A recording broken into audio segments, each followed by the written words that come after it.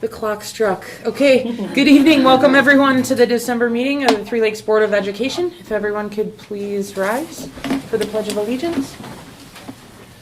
I pledge allegiance to the flag of the United States of America and to the republic for which it stands, one nation, under God, indivisible, with liberty and justice for all.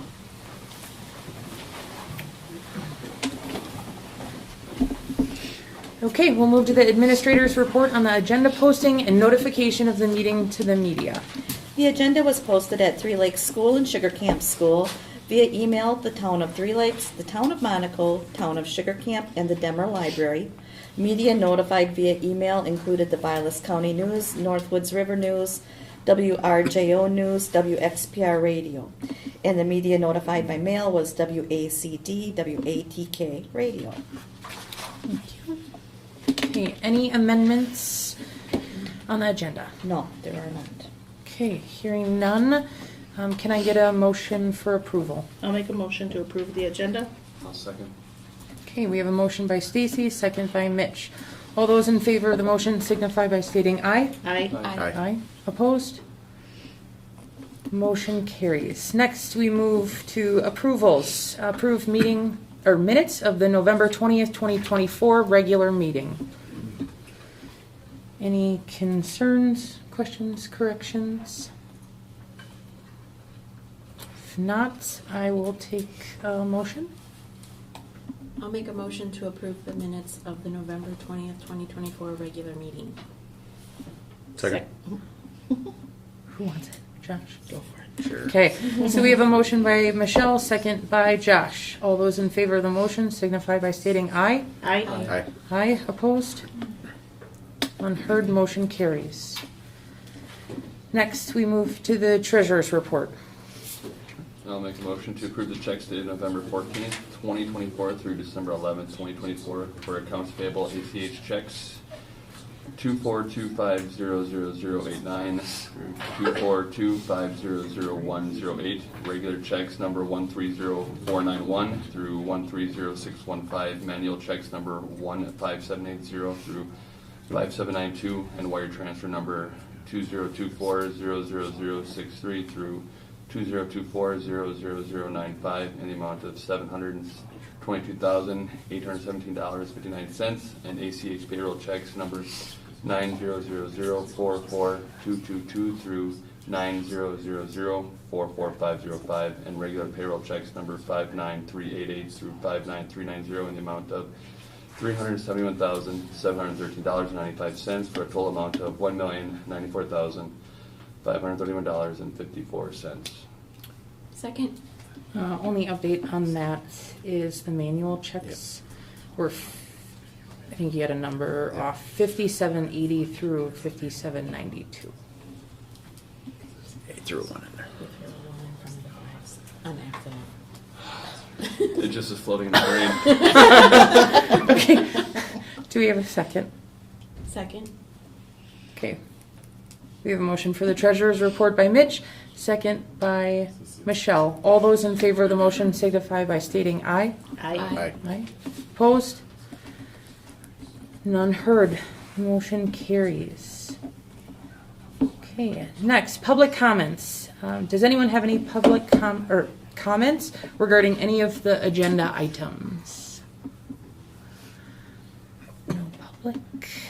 Okay, next we'll move to administrator's report. For the report today, I'm going to address the school report card, which we'll do in new business.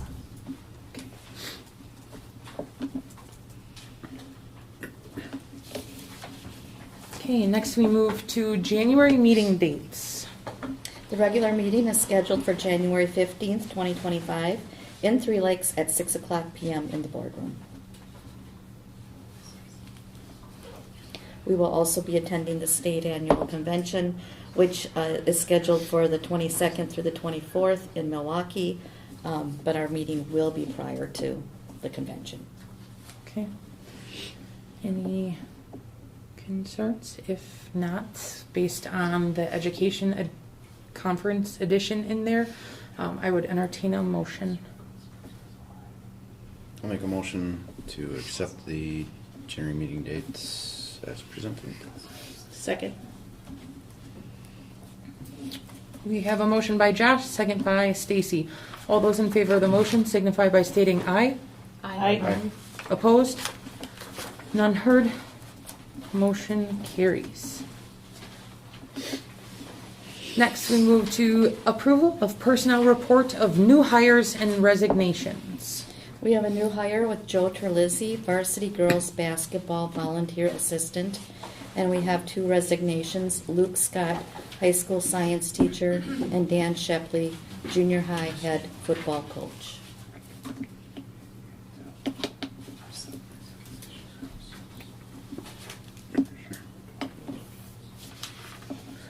Okay, any questions, comments? If not, I will take a motion. I will make a motion to approve the personnel report presented. I will unfortunately second that. All those in, we have a motion by Mitch, second by Josh. All those in favor of the motion signify by stating aye. Aye. Aye. Opposed? None heard. Motion carries. Just as a side note, a special thank you to Mr. Stotts and his service to Three Lakes, and good luck in his future endeavors. Unfortunate, but great opportunity and future for him. Okay, next we move on to consider a resolution authorizing a taxable tax and revenue anticipation promissory note for cash flow purposes in an amount not to exceed $750,000. All right, Caleb will take this one. Sure. So just a quick background on why we would need to do this. So right now, as everyone probably is getting in the mail, you're getting your property tax bills. We will receive our first tax payment from our towns at like the late to middle part of January. And then we receive another one in February, and then we receive the last of the money in August. So from August to January, we're running on the tax money that we basically have received in August. So payroll is obviously still happening during that time. So to bridge us from August to January, sometimes we need to do short-term borrowing. So I'm asking for you guys to approve $750,000 if we need it. This is not a guaranteed thing. Some years we need it, some years we don't. As you'll see in that packet, there's no closing costs for us, there's no loan fees, so it's really just if we need it, it's there. If it's not, we don't use it. Otherwise, it's literally the exact same language as the one that you guys approved last year, so if you have any questions, I'll take them, otherwise. let's keep- Any questions? Okay, hearing none, I would take a motion. I'll make a motion to approve the resolution authorizing the taxable tax and revenue anticipation promissory note for cash flow purposes in the amount not to exceed $750,000. I'll second. We have a motion by Michelle, second by Mitch. All those in favor of the motion signify by stating aye. Aye. Aye. Opposed? None heard. Motion carries. Next, we move on to considering approval of the Community Task Force recommendation. If you recall, last month, the Community Task Force came together and they shared their experience, what they had done with the meetings, and a recommendation as to whether or not the district should consider going forward with a capital referendum. And we talked about having 2 questions, the first one being focused on the immediate needs of the buildings and such that we talked about, and the second one being possibly a question that would be something that didn't necessarily test well in our community survey, but it's still something that we would like to see if the district is willing to support. So tonight, what we need to do after we decide, if we're going to go forward with this, and we would make a motion, we could talk about it more. I can go through the same presentation that we went through last month. It hasn't changed. It's exactly the same. But to go forward, what will need to happen is the board will need to direct me to give me the authority to work with the Nexus, our financial advisor, who is Baird, and also our financial advisor and our bond counsel, who is Quarles and Brady, to formulate the language and bring it to you in January for your consideration. So there's work that has to happen before you would see an official statement. What that would be the referendum language. With that, I would open it up to questions or comments, your suggestion and where you'd like me to guide this conversation going forward.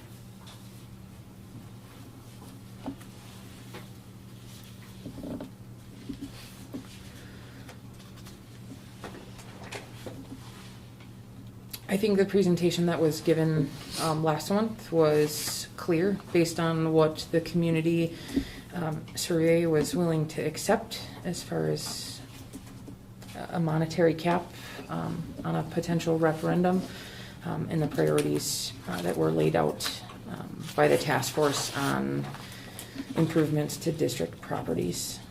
I do not have any questions. Okay. I do have just a brief update. We landed on the suggested amount for the first question would be right around the $18.9 million mark. Question 2, with the needs that we looked at, or the needs / wants, desires, would include the outdoor facilities.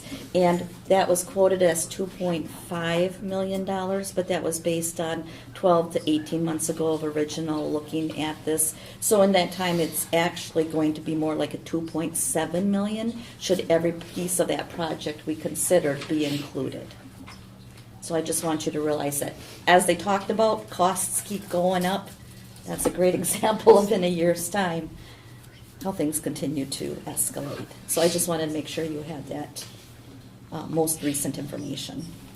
Has there been any feedback at the district level from community members or people reaching out based on what went out to the community thus far? No, not to me directly. Actually, it's been very quiet. I've talked to people in just different scenarios where it's come up. It seems to be understood that there's a need. There will, of course, need to be the educational component, why this wasn't covered in an operational. I think that's the biggest question. Why are we doing it operational, but still we have the needs of like repairing boilers and such?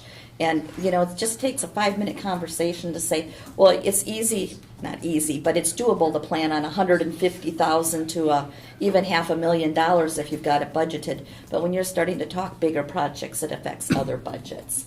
And I think there is a very strong understanding of costs go up, the needs of the buildings continue to be in place, wanting to look at safety and security.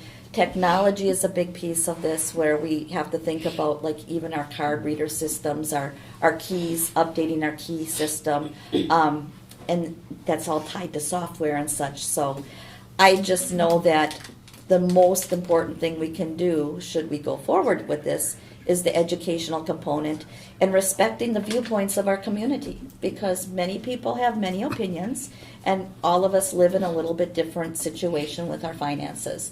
And what might not seem like a big change or a big ask to one family might be a tremendously impactful change to another. So I just think that we do our due diligence in informing, and then we go with what our community believes and supports. I've had a few conversations with people a little concerned, especially when you're talking the 19 million plus another 2. I've got my own. I mean, I personally would like to see it closer to the 15 million mark. You know, if we were to do it, and then see if there aren't things that we can do out of that project, the athletic complex project, that we can maybe either work into the budget or find ways that we can do some of it. You know, pull the kids into it, where we can maybe establish some places where we could save some costs. But anyways, just some concerns that have been shared with me. So the need is seen. There's no doubt about that. The need is seen, but the amount is a little bit has shown a little bit of concern. I also think, Josh, that when you start comparing the amount of what that actually means in dollars to $100,000, it's not even comparable in the same amount to like our operational referendum. And if you're living under, if you don't know this, and how would you unless you're well versed in other areas, it's not going to be the same as what we look at with our mill rate and everything. So I think that's also a very big component. And I would just caution, I'm not about going for excessive. Remember, the big bill was $45 million if we were actually going to do what we needed to do. We dropped it from 25 million to looking at 18 or 19 million. Costs keep going up. Needs are not going to go away. And I would just really, I'll tell you what I don't want to do. I don't want to do this project and all the work that'll go in and then be sitting here 4 or 5 years later and saying, you know what we really should have done is looked at continuing and addressing this project, and we didn't at that time. So I am extremely respectful of where the community lands on it, and as we always know, we can make whatever we need to work. But I also want to make sure that we really do it with, again, taking a really deep look at what is that necessity and what the cost impact will be later. And some of it applies to image and the ability to recruit additional families into the district. Some of the updating of the outside of the buildings and what that looks like is an attraction to outside families. Complexes regarding sports are sometimes hard to stomach, right? But it brings another, more individuals into the district. It attracts more people. And our community has done a fantastic job of supporting our facilities, and there is a real pride that goes with it. But let's face it, a lot of folks aren't going out to other schools, and they know school is what they've seen or what it was when they were there. And you don't have to look very far around our neighborhood and notice schools have changed. There has been a real need for schools to change and keep current and keep people excited and engaged. And we always want that to be the heart and soul of who we are as a district. So I really support the aesthetics, even if that falls under maybe not as important in some folks' eyes. I do think it's very important in the longevity in a district thriving.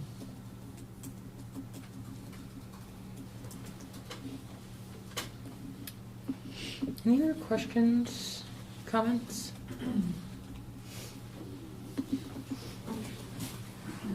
Okay.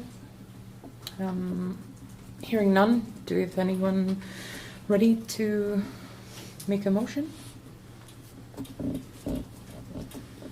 I'll make a motion to fully accept the community task force recommendation and then direct the district administrator to work with Nexus, our financial advisor, and our bond counsel to create the needed documents in preparation to go to a capital referendum in April of 2025, where the board will take action at the January board meeting. Second. We have a motion by Mitch, second by Stacy. All those in favor of the motion signify. I got Go ahead. one more quick question. Just to clarify, so when we write this is going to be two questions. It's going to be the 18.9 is going to be question number 1. Correct. The more necessity, and then question number 2, no bearing on question 1. Absolutely no bearing.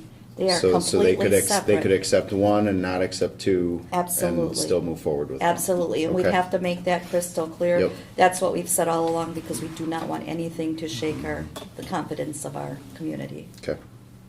Thank you. Any other questions? Okay. We have a motion by Mitch for acceptance of the community task force recommendation. We have a second by Stacy. All those in favor of the motion signify by stating aye. Aye. Aye. Aye. Opposed? None heard. Motion carries. Thank you for the feedback. Next, we move to consider approval of the RVA agreement. Well, it's hard to believe, but we're already looking at a renewal. This was a big deal when we decided to give it a try. I don't remember, maybe Josh and Stacy, were you on the board when we signed on the first time? It has been very beneficial to the students and to the district financially.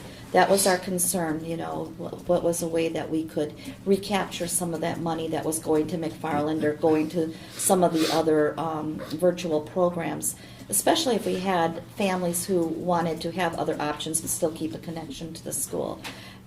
It has worked out to be very cost effective. We're averaging, I would say, between 6 and 8 students full time. Is that about what you would see, Justin? Yeah. And then instead of losing that full $8,900 to them as open enroll, the last bill came in, we're right around that $3,600 mark. So we're still keeping within district a chunk of that taxpayer money. It has also been very helpful when we've had some students who have had challenges or some specific needs, or even looking at alternative placements. I can tell you in this last situation that we dealt with a short time ago, RVA worked really hard to make things come together because they value the student's future, whatever that education is. So I am very encouraged by the responsiveness, the customer service, the quality of the education, which is probably the most important, because if you have a situation where you slide out, but then you want to slide back into public education through the RVA program, I don't feel our kids are missing a step. They're going to still be able to do regular school and do it successfully. So I share that as my feedback. Mr. Bach is not here tonight, but Justin, is there anything that you would like to add on your behalf? I would echo that, yes, we've been happy with the results we've seen with students who are in RVA, right? And just purely from a standpoint of, we all know that at the state level, if a family decides they don't want to be in school and they want to go homeschool or some other out of the building sort of option, we're still going to, because we have to, we're still going to provide kids the opportunity to play sports, be in drama, take a part in our music programs. That's all there. So from my standpoint, why not have them be a part of a program that we're familiar with and that's familiar with us, that doesn't see all those dollars go away and then come back and we're providing services for the kid anyway, right? So, and RVA is one of the most, in terms of academic rigor or academic firepower, one of the best virtual programs that I've seen, and I've seen dozens. So, Let's put it this way, you'll get asked to leave RVA before we could yes. do that at the public school Yes. setting. It's- They are very It's got some strict. academic Yeah, rigor. firepower and rigor Yeah. to it, for sure. And that's a good thing, because as Terry says, sometimes families leave, their student leaves the building but then comes back, and we want them to be ready to come back into their chronological spot academically. So, yes, it's been a good program. Do we have any students who are enrolled in RVA who are coming back for extracurriculars here? Yes, Okay. yes.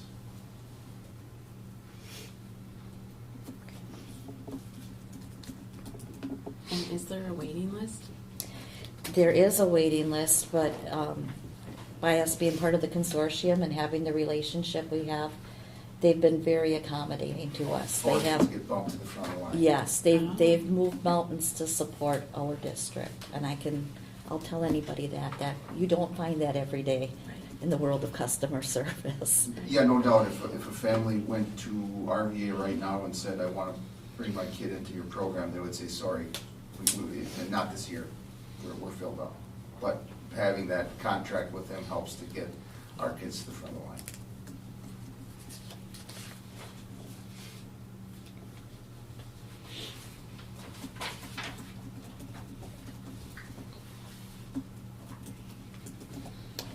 Any further questions? Okay. Hearing none, I would take a motion.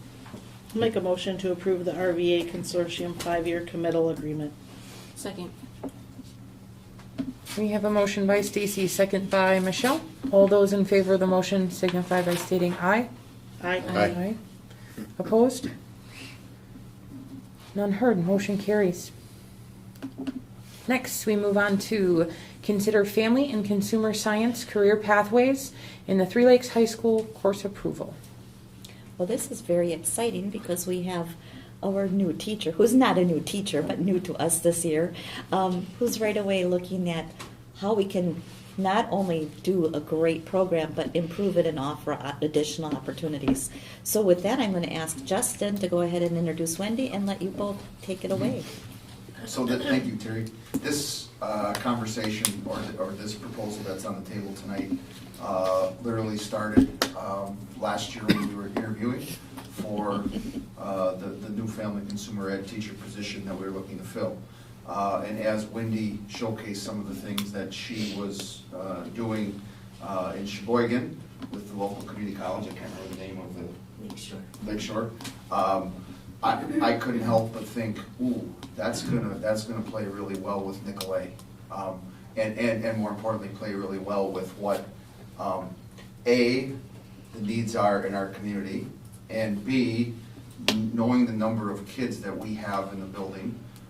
For example, in a parallel world, we're able to set up a program in a vocational trade like welding, where kids can come out of here and be credentialed already right out of high school to go either into the next step post-secondary or right into the world of work. Well, what you're going to hear about from Wendy tonight does some of the same sort of things in a different track, in a different path, in a different career field for sure. But judging by the number of kids in the high school who volunteer anytime we put out opportunities to mentor little kids within our own building, and knowing the number of kids that go into early childhood education, primary education, working with littles when they get out of here, this sort of program is just what the doctor ordered, so to speak. So when I was pleasantly pleased, maybe not surprised, that Wendy has something ready to go already, so that we can potentially, with your approval, get it into the course description offerings for January when we start the registration process for next year's classes.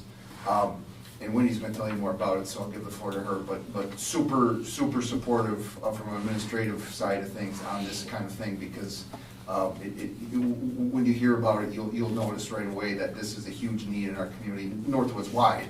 You know, early childhood, child care, all of those sort of things in that field. We're hurting for people. So anyway, I'll stop talking. Wendy, Okay. Go for it. Thank you.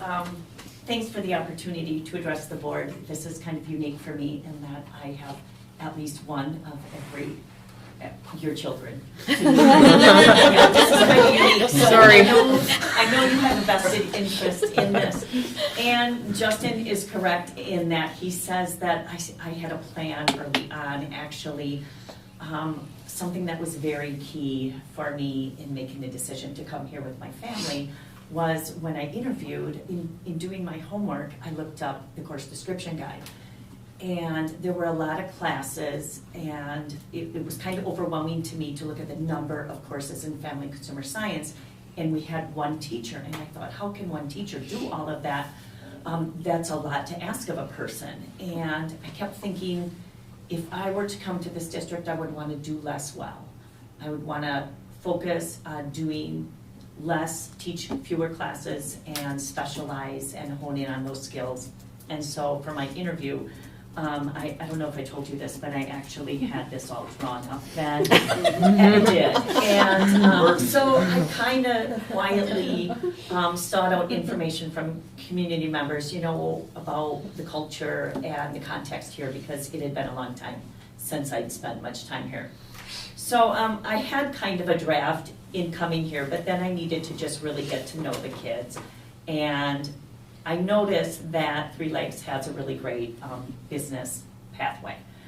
And so when I look at what Mark Busco's doing, he's got a pathway, sequence courses, transcripted courses, and that was what I wanted to do in family and consumer sciences. So I looked at starting at Child Development 1, and it's called, well, right now it's Child Parenting. But let's face it, juniors aren't ever going to be parents. They don't think so. Of course, 96% of them are. But it's a matter of semantics. Let's call it child development. Take away the parenting and make it a little more relatable to them, because, of course, they all think, we don't need this. Yes, of course you do. And then open it up to grades 10 to 12 instead of just 11 and 12, because I think 10th graders really are mature enough for this content. And this would remain, as it has been, a basic human growth and development course. And the nice thing is that I also teach health, so I have that comprehensive picture of the scope and sequence of what kids are getting. So then I would build on what they get in Health 8, and they would be able to take Child Development 1, any one of 6 semesters the last 3 years here. So that's pretty much just a change in title and opening it up to sophomores. Then, looking at sequencing, I would be looking to add a Child Development 2 course. So the prereq would be Child Development 1. This too would be open to grades 10 through 12. And this would be transcripted with Nicolay College, and I just got the tentative approval today that they will approve me as the instructor for that. And this would be designed for students who want to explore careers working with young children. Not as an end, but as a stepping stone. So I don't think I would want to promote to kids widely that, oh, you can work in childcare and you're gonna make $14 an hour and, you know, live happily ever after. However, what we know is that we have a tremendous need for quality childcare in this community. It is absolutely a crisis for a lot of families. And we can certify students as assistant childcare teachers through hands-on experience working in classrooms, working in childcare centers, doing practicums. And if they meet the requirements, they can get certified and then look to working in licensed childcare settings in the summers, even after school, summer camps, the Y, all of those type of settings that have childcare or early childhood settings. When Terry and I and Justin discussed this, I think we all got a little bit excited about also being able to provide some assistance to our early childhood and elementary teachers who often need an extra set of hands. And the students, the high school students, would get the practical work experience supervised by me as well as that other teacher, and then get a window into the world of what is it really like to work with kids. So realistically, we would be looking at certifying, typically what I've looked at doing is certifying about 90% of the kids that take that course. I've certified, in Sheboygan, I certified as many as 18 to 19 or 20 a semester. We definitely be looking at smaller numbers here, but for those students who take that course, I think it can be very affirming that yes, I want to work with kids, or I want to go into education, or maybe this isn't for me. And honestly, if that's what they learn, that's just as valuable. So, and that curriculum, of course, would be aligned with Nicolay.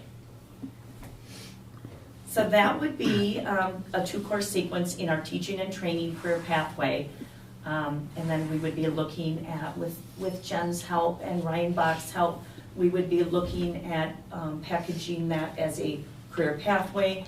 You can get this industry certification, you can start networking in high school, you can explore the world of teaching, and hopefully down the road we would get some of those students back here as future educators.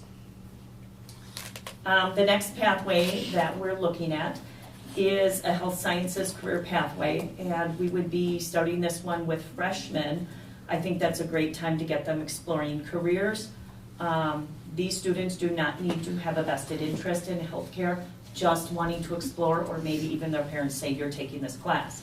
The thinking behind this, the rationale, is that in rural northern Wisconsin, healthcare needs are great. With the baby boomer population aging, that only creates a greater need for qualified providers. I have worked in several healthcare settings. I've been a NICU cuddler for several years. I've worked in mental health doing individual and family therapy, and I also worked at a university student health services, working with undergrad students, and so I do have experience to draw from to build this pathway. But this would be kind of a general introductory, exploratory course designed for students who just really want to help kind of start figuring out what they want to do with their lives. Key in this course would be bringing in guest speakers. I definitely can't be the expert in every field, so I would be looking at bringing in community members, relatives, neighbors of students and families here and letting them share their profession with us. I would say probably the guest speakers really end up being a big draw for the kids and really helpful to bring them into the classroom. And then as a follow-up to that, offering a newly transcripted dual credit course. I have taught medical terminology several times in the past. This is a very rigorous course, fast-moving. This would definitely be designed for a student who has a vested interest in pursuing a career in the healthcare field, regardless of what job, but giving them the background language to give them that step ahead when they go to school, when they go on to college. And it's funny, I hadn't really talked to too many students about this plan yet. I've mostly talked to adults, but in the last 24 hours, I've had 3 kids start conversations with me and say, I'm wanting to go into healthcare or I'm going into nursing, what should I take next? And so then I've said, well, I'm looking for approval from our board, so this is tentative, but let's talk about where we might go in the conversations we might have in a week. And they were students who were looking, I think, at nursing and nurse anesthetist, and really excited about the possibility of taking medical terminology. So, if there were another one of me, I would be looking at expanding a 3rd career pathway, hospitality, tourism, and food service, but there's only one of me, and we're a small school.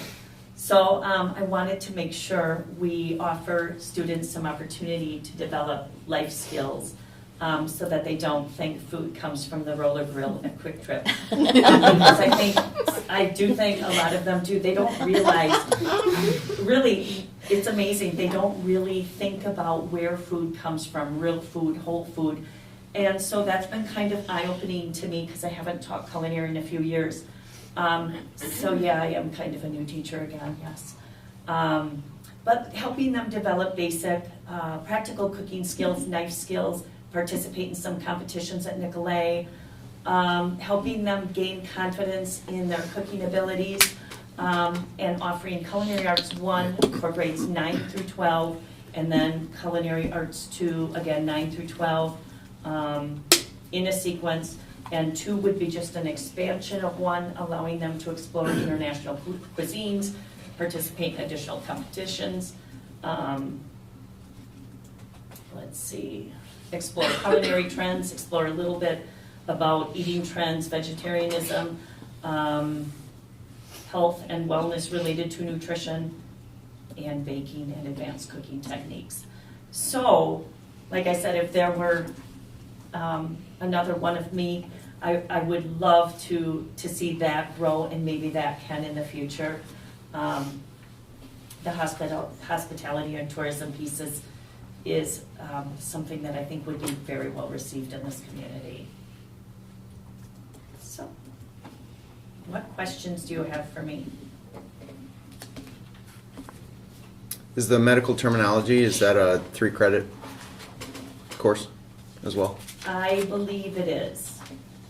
Yeah, I'll have to, yep, I think so.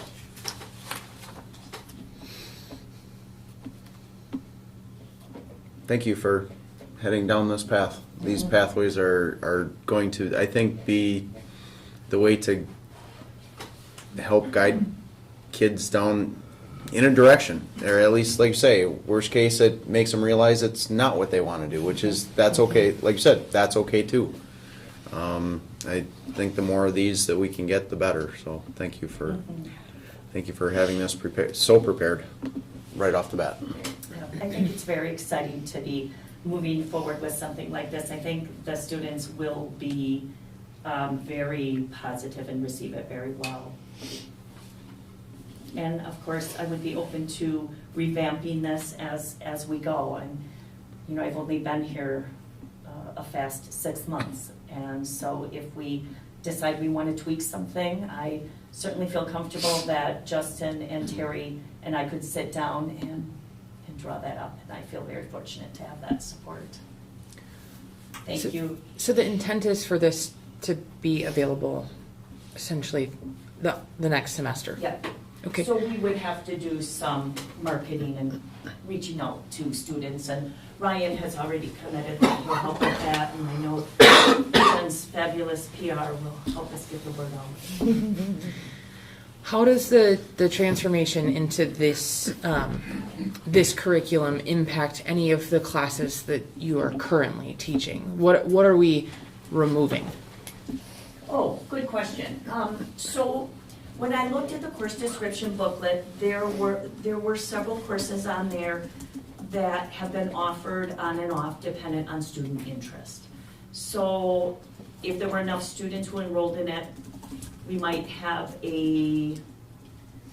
what was the youth and adult living, or a fabric and textile sewing class. However, those haven't been offered consistently. So I was looking to have some predictability in our offerings, that students know it's being offered, yet still have some choices, but then that would be taking off some of the sewing, clothing construction, what else, Justin? International foods. Yeah, and so I would weave the world cuisines into the culinary too.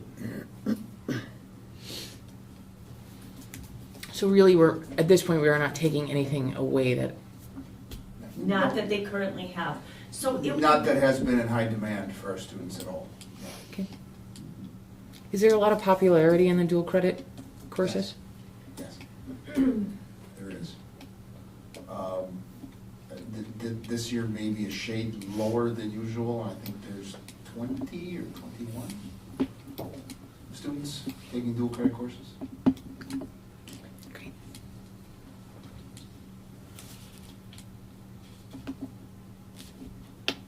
And Wendy will have a busy day, because what she's talking about, plus, remember, health and junior high block. So it's a full load for one educator, for sure.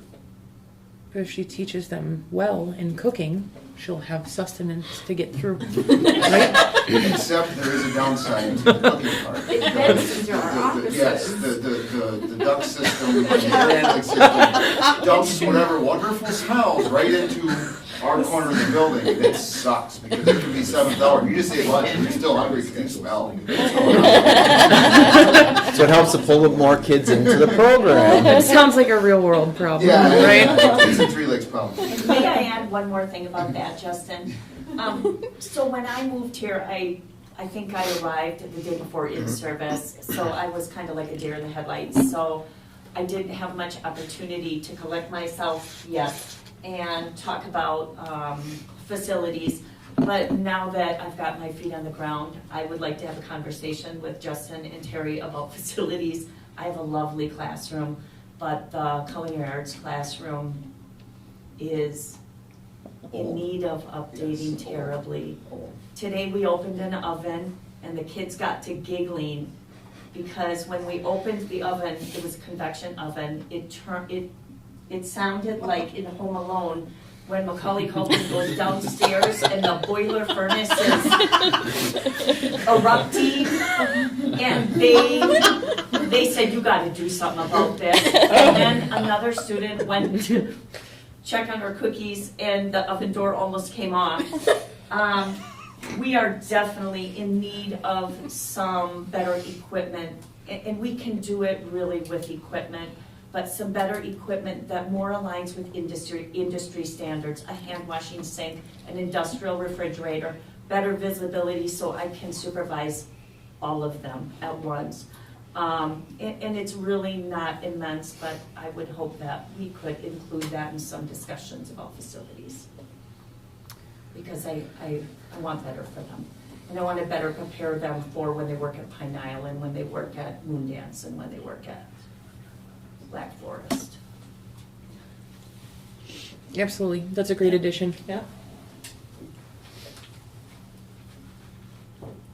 Okay. Any other questions? All right, hearing none, I would consider a motion. I'll make a motion to approve the Family and Consumer Science Career Pathways proposal as presented, and thank you. Second.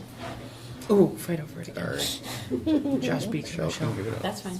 All right, so we have a motion on the floor by Stacy, second by Josh. All those in favor of the motion signify by stating aye. Aye. Aye. Aye. Opposed? None heard. Motion carries. Thank you again. Yes, thank Thank you. you. Thank you, It's Wendy. exciting to see a fresh, and some excitement with the students too. It's pretty cool, as I have two with you. So I hear it all the time. Your name comes up at least multiple times a day. Yeah, All good. that's great, especially when we have new teachers to the district and the positive vibes coming home, right? Yeah. From your students is excellent to see. So it's a great welcome back. A very informal finger on the pulse of which teachers are being gravitated to is when kids have their choices at win time. And this one's room is usually fairly full at win time.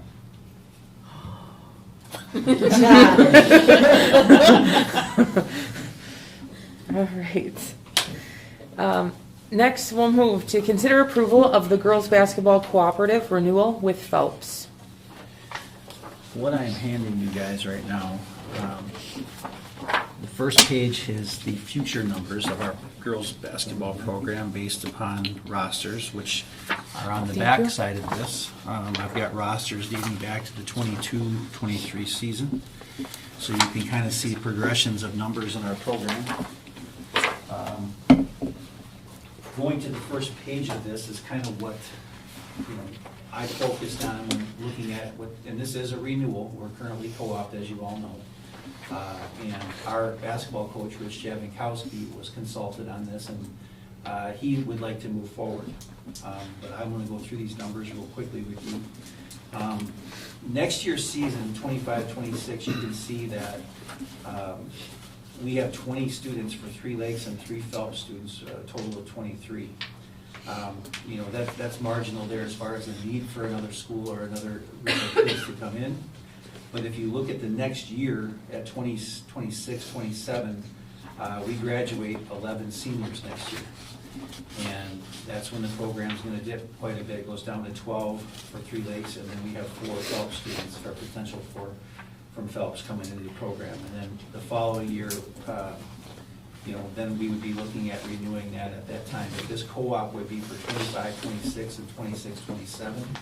And those first 2 pieces are the pertinent pieces that I see as to what I would consider a need to move forward with renewing the co-op. Some other factors in this, and there's always talk of, where are we going to be with division? How does this affect us with our divisions? As you know, there's 5 divisions in basketball. Currently, we're in D5. And I did some checking today because there was speculation that 183 student enrollment was the magic number to where that was. And after checking today, I found out that cutoff is 196. Our current enrollment for Three Lakes is 160. And Phelps' current enrollment is 27, which puts us at 187. So for the moment, there's 10 schools above us in Division 5 that, should things change, would get bumped into 4 before we do. Now, I can't guarantee that. I know you guys have been told in the past that we can guarantee you won't this, or you can guarantee you won't be placed in this. I can't give you that guarantee because so much of it depends on other schools and how their enrollments, there's a lot of variables. So all I can tell you is right now, we're about 10 schools into that Division 5, if that makes sense. So in a nutshell, that's kind of, like I said, there's a lot of numbers in front of you, but I wanted to show you where the program was numerically, and I believe that there's a need to move forward. I don't see a reason at this point not to, but definitely would open it up to questions from you guys if you have some.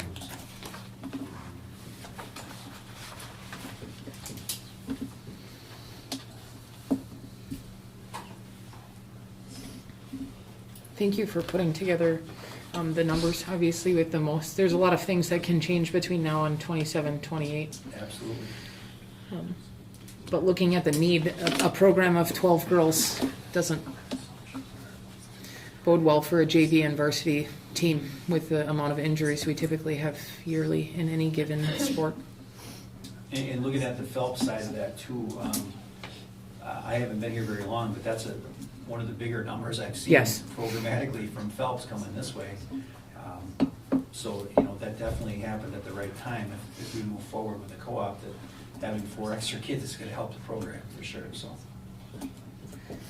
I also believe that bringing Phelps into the mix allows our students the opportunity to have some competition, which is very healthy in our conference. Competing for spots and. Right. Yeah.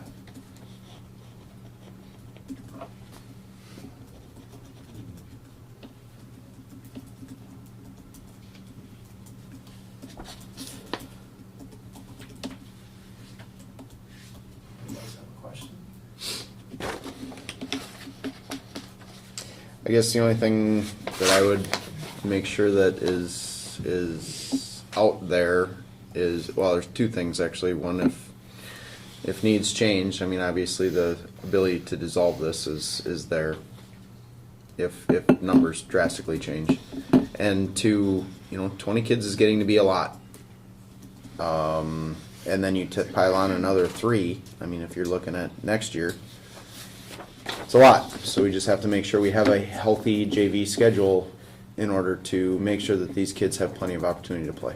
Absolutely. Is my concern from that standpoint, because our primary focus is on our kids, and if our kids aren't getting the opportunity because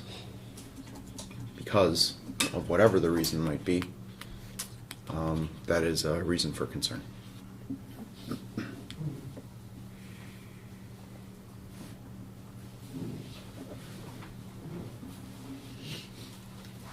There's not a motion listed, but we'll need one. Yeah.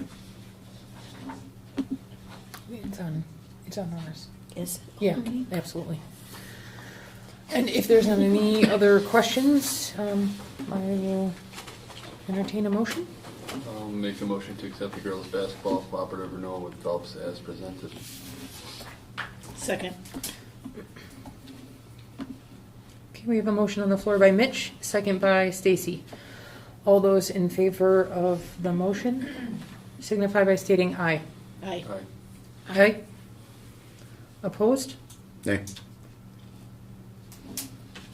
4-1, motion carries.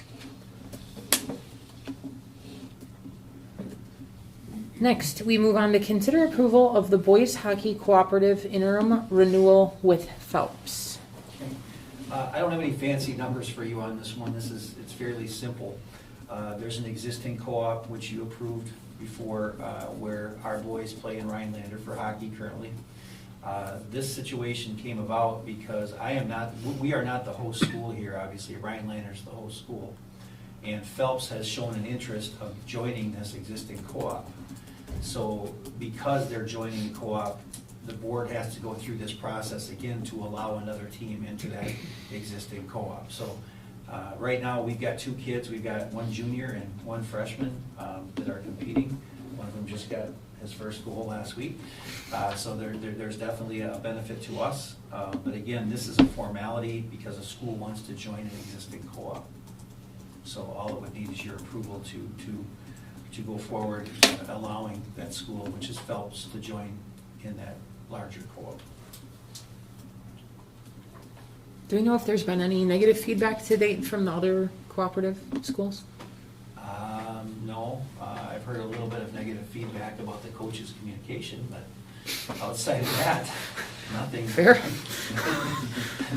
Nothing else. Okay. Any questions?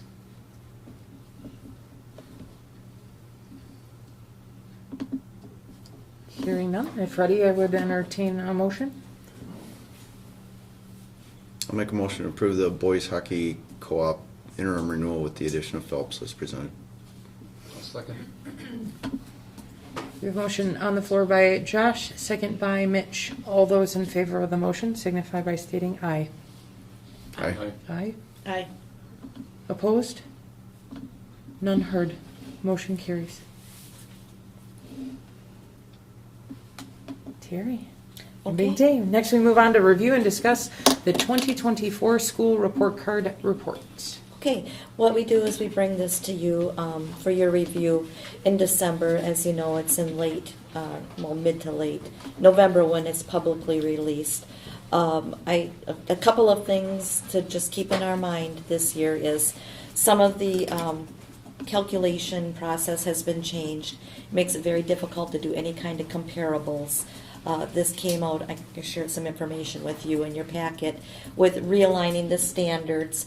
And I would just like to preface this with, don't get caught up in looking at a number like, why did it go from 75 to 74.2? That is really, that it just doesn't wash. It's not a big deal.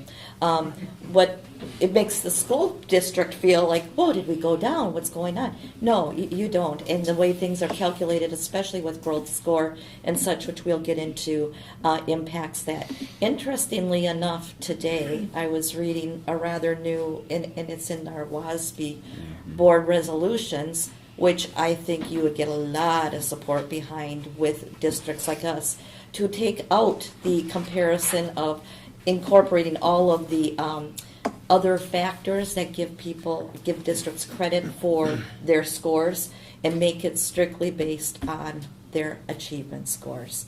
Now, see, we don't get any extra credit, if you will, because of our population, because of certain things. Our scores are heavily based on our teaching scores, and it's supposed to be over a 3-year period, but this year we can't really look at comparing that. So what I'm going to do is just go through it briefly, and then each of your administrators are going to speak more specifically to their area, but I would love to give you the logical reasoning as to how some of the calculations came to be, and I've sat in on a lot of meetings and a lot of trainings, and I have a curriculum and instruction degree, and I'm still not quite sure with some of the ways. I look at Steve because we both just racked our brains. We understand it the best I think anybody can understand it. I'm not confident that the state necessarily completely understands what we're sharing because of such changes that have gone on. So with that, we'll get started. I only have a couple, so I'll be the person who does the technology if I don't mess it up. So our overall score for the district is at 73.2. Again, we exceed expectations within our district. You can also note that the areas that are given priority weight are achievement, growth, target group outcomes, and on track to graduation. And we really don't have a whole lot of shift because we don't have big impacts. Some districts around us who have primarily it would be mostly based on like their growth, or it might be based on their target groups. It's not like comparing even apples to oranges. It's very much not comparable. So that's part of the problem with the data that we see. And what the districts do, they want to celebrate. We want to celebrate what we're doing well. We know what we're doing well. But then the media and the newspapers want to compare Northland Pines to Rylander to Three Lakes to whatever, and you're not necessarily comparing data that would look like that exactly, or sometimes even close to that. A school that I have a very fond relationship with is Lac de Flambeau. I love the people there. They work extremely hard, have some tough situations with a lot of trauma and stuff. Achievement is a very, very small portion of their score. It's based mostly on these other factors. And I was very close with a colleague there who worked there for many years, and she said, we know we're doing all that we can, but it's not really fair, in her opinion at that time, and I'm talking, 7-8 years ago already, you're not comparing the same data. So I just ask you to keep that in mind, because it's not even as easy as saying, oh, Rylander, Three Lakes. No, we're all a little unique. Questions on that? Okay, so there's our district details. This is how it breaks down just a little bit more. I'm not going to touch that because I'll lose it, but it goes down again to our achievement, and then it's showing you the comparison scores. So I'm going to just move from this side for a minute. We're looking at our priority scores with our achievement. That's where 68.9, that's where we fall on that one. And then it's comparing us, our district, to the K-12 state. So the dark blue is us, the light blue is the state. And you can see in both areas of those subject scores, we are a little bit above the state. We would like to get a lot above the state, but that's why we keep working on our school improvement plans and our instructional programming to get there. On our growth, you'll see in English language arts and math that in English language arts, we're actually showing that the state is a little bit higher than we are. And in mathematics, we're, again, a shade above what the state average is. This is, what, again, where you're trying to compare the areas on what growth is based on. I did share with you a handout, if you really wanted to get that deep into the weeds, how growth of a student's score is determined, because you're looking at that student and what their score is from year to year, and then how it compares to the state average of the kids in about that same category and how they grew. So that's a long reach. You don't know specifically who it is, but it's comparable. So what does that really mean? All I know is what we're doing in Three Lakes, the programming's working, and that's where we're going to focus our energy instead of worrying about why the state is a little bit higher than us in this calculation.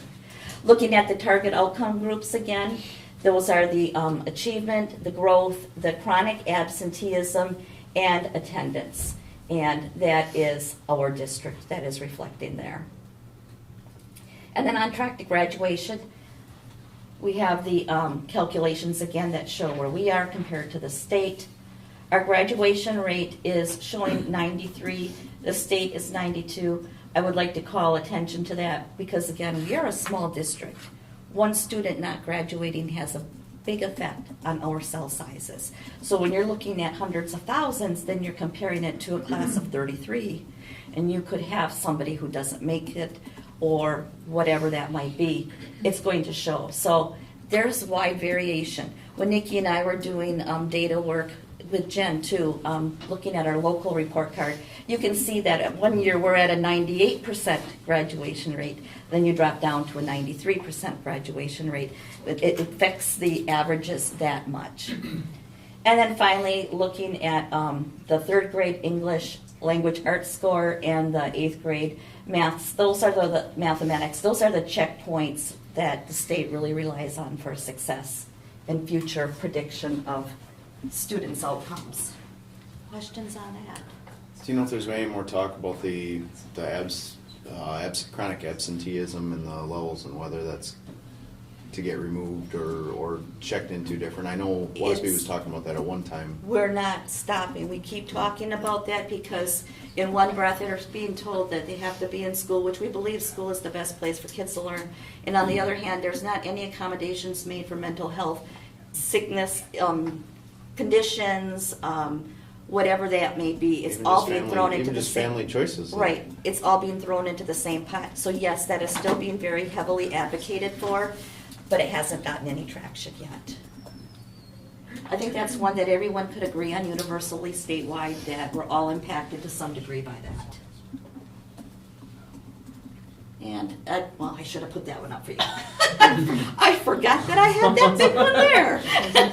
And with that, I'm going to let, well, do you have any other questions? Here's our real guru of everything. Well, let me, my think buddy, because it's like, we know what we know, but what is this? So, Steve, you can take over. We can push a button. If you want. Yeah, we could just stay right there. All right. The demographic page here, we're looking at, this is basically unchanged, but our students with disabilities went up 0.7 points on here. So you see the 19.3. I think we expect a drop in that number, a pretty significant one probably for next year with classes moving. And our economically disadvantaged went down 1.5. So it's pretty similar from last year to this year. So what that does, we are weighted in 4 categories, as Terry showed on the district level. Schools that don't have a big enough population to do the calculation on the growth score, they don't get the growth, or the target group, I'm sorry, they don't get the target group number. So we have 4 of these. When your economically disadvantaged number goes up, your growth pie piece gets bigger. When that goes down, it gets a little smaller. So this got a little smaller this year. Achievement went up a little bit, but it's pretty close to where it was. Overall score was 75.3. That's right in the middle of exceeds expectations. Talk more about that in a minute. The achievement score, as Terry talked a little bit about. 2 pages behind. Last year this was a 71.8. This year it's a 71.9. What we think that means is that when we look at the next slide, and we'll talk about proficient and advanced numbers that went up 10 points, they used a formula to knock points down on this score. So we think that means we're so close to last year that we probably dipped a little bit, but there's no way to tell. That's what's frustrating about this year. I don't even know if we went up, down, or stayed the same. I think it's pretty close, but we're probably, I don't know, a hair below where we were before. Okay, so in more detail, this 57.9% of our population is considered proficient and advanced in ELA. So that's this one, which is good. In our math, we are at 59.2 considered proficient or advanced. So this is the adjustment. This is about 10 points. We were just under 50% proficient and advanced in both of these categories last year. So that they changed all the cut scores. Again, I don't necessarily know what those changes were or where the cuts are. They also changed some of the test. You're always changing the test to align to the standards that are changed at the state level in different test areas in all 4 of the core areas that are tested. And then they change the cut scores every so often. I was looking back through a history sheet the other day.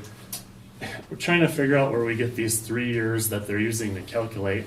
There might be one where there's a 3-year period where there was no changes. So this is a new baseline again.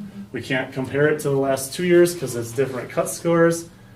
So it tells us what it tells us, I guess. We're 60% proficient and advanced, basically, according to the state right now. The other thing that changed was the terminology. I think that was in the handout Terry had in the packet. This used to be advanced, proficient, minimal, and basic, or basic and minimal. Now it's developing is your lowest category, which is that orange. Approaching is the yellow, which the meeting, and these are the ones that mean we're meeting the targets for all kids. Well, 60% about of our kids. Any questions on that? I think you're going to see that in each of the presentations that those are significantly higher. The growth score. This is the one I did a lot of talking to the CISA expert last week about this, the math guy that knows all the formulas, but this is still a 3-year average. They still are calculating it that way. It's a complex value-added formula. And last year we were at 76.4 and we're at 71.7. So when I looked at this, our ELA, they take a midline trend and they put you either below or above that. If you're right on the line, you're at the state, the average growth, the expected growth for those kids. If your growth is faster than that trend line, you get higher points here. If it's lower than that trend line, you lose quite a bit. So what happened, I think our math was slightly above that trend line last year, and now it's at the trend line. Our ELA is still in a good spot. It's 3.94, so it's that 3 is your median, and we're testing close to 4. So our ELA's growth is really good. Our math is okay at this point, not quite as good as it was last year.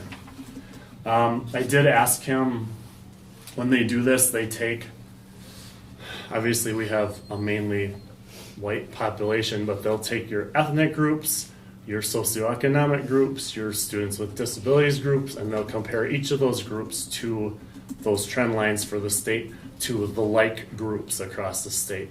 That's where this whole thing comes from. It's not as simple as looking at, okay, it's these 15 third graders from this year to next year to the following year. It actually doesn't, it looks at their growth, but then it compares it to the growth of that same group of demographic kids across the state. And if you're growing faster, you get a higher score. If you're growing lower, you get a lower score. I asked if there were any, who at DPI runs this, and he said DPI actually takes all these numbers and ships this to a data corp, and they run it through this value-added calculator, and they get the number back. So it's not even done at DPI. There's a whole long booklet about how they calculate that score. Target group outcomes. This is your bottom 25% or your lowest quartile in your school. So if we have 165 kids, that's about 41 kids. They're the 41 lowest. And then they do a whole bunch of calculations within that group. This is not, this group will have special ed students in it, but if they're scoring higher than that lowest quartile, they're not in there. So this, we used to look at, in the old versions of the report card a few years ago, they would have that as a category. Now it's just, here's your bottom quartile. You have to have 40 kids. Todd and I were just talking back there. You have to have 40 kids in here to get a target group score. So some schools won't get this. And for growth, you need 3 years of growth for this calculation.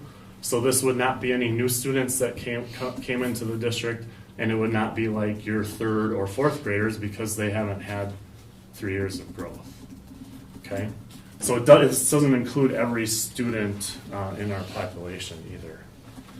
I will talk a little bit about attendance here again. This category includes achievement growth, absenteeism and chronic absenteeism, and then third grade ELA, right? Todd, it's just ELA. What was that for? Oh, you don't know, you don't have one of these. Sorry. I believe it's the third grade ELA test, not the third grade math test. Yes, it is the third grade. Okay, thank you. At junior high, they look at the math test, 8th grade math. So there's one test in there. We get, our chronic absenteeism number has dropped again. It's getting worse every year. It's 86%, and what that means is 14% of our students are chronically absent, which means they are gone 17 and a half days or more. This again is a rolling average, but this lags a year. It's not last year's absenteeism, it's the year before that. So we had a number in there that was a little, I think we only had 6% or so chronically absent. I don't know if it was the year, I think it was the year right after COVID. We were still at a good number, so that was still in there. I think it still is in there. So this might get significantly worse next year again because that better number is going to drop out depending on, I don't think we did too well last year, did we, Nikki? So that continues to be an issue, and I don't like, we get hit for that here, and we get hit for it on the next slide too, on track one. So you're getting double targeted there for that one because of the way they do this calculation. On track to graduation, last year this was 86.7, it's 86.1 this year, it dropped a little. It was 91.8 2 years ago. This is made up of attendance, chronic absenteeism, the ELA test, as I mentioned, and again, I feel like our ELA test went up 2.3 points, or about 2 points. So this dropped because of the absenteeism again. This is I'll be about 8 or 9 year trend now. Can I ask you a question? Yeah, go ahead. Is there any calculation as to the performance of the students based on the absence? Or is it just a data set on not being in school? I can see, I was looking at that today, I can see the individual students and which ones, like I can correlate and say this student was in the chronically absent and here's how they scored on growth or on achievement. So we can see that, it's not included in the public data, but yes, we can look at that, if that was what you were asking. But as far as the numbers are concerned, then it's just the data set, right? It just is what it is. Yeah. What I'm saying is there's a difference between a student who is not here, who is doing paper-based work or submitting work and is higher in test scores, versus a student who is not doing any of that work during absence and is scoring lower. I don't know if we can see that from Not that I'm data. aware of. I would say that the people who are usually chronically absent are taking large family trips. And a lot of those times, at least in my case in Sugar Camp, they're usually actually pretty well performing students, so. Right, well, that's So what I don't- I'm asking yeah, as we the can't- challenge. We can't take a kid that is chronically absent and see their correlate their score. And it's not in the data. So you don't get It's just- credit as a school because even though the kid is chronically absent and has great grades, you don't get credit for that. Correct, No. you're getting down. Yeah, You're you gonna get get downgraded still because Their That's achievement correct. score will Yeah. be in the achievement score category, but you're getting hit for It them doesn't being correlate gone. to these Yeah. chronic absenteeism numbers at all. No. But there is a dialogue that's already been started about this, and, Quite some time. yeah. Yeah, unfortunately, too many years that this has been being discussed, and everybody's in the same boat except for particular group, aka government. So this is our report card score up here. So I still don't like the direction that's going, but I feel like we're doing a lot more than we used to do for remediation and trying to help kids where they are, and we've brought new people in, and we've, our programs are aligned. I think we've done everything that we can do. I still feel like we're in a good spot, but the trend is still in a downward direction. Again, remember, it's rolling averages, so this one dropped off this year, and now we're using these guys down here as our 3 years. This is the change in the DPI cut scores again. So I am not sure, and maybe someone else knows, like they made this formula adjustment this year because these all went up across the state. Then they used the formula to knock off these points so that it didn't look like there were these huge jumps. I don't know what's going to happen next year, and that's what no one does, I don't think, they said they're not going to use that again, so does that mean we're going to see a jump next year in these? I don't know. So No are they idea.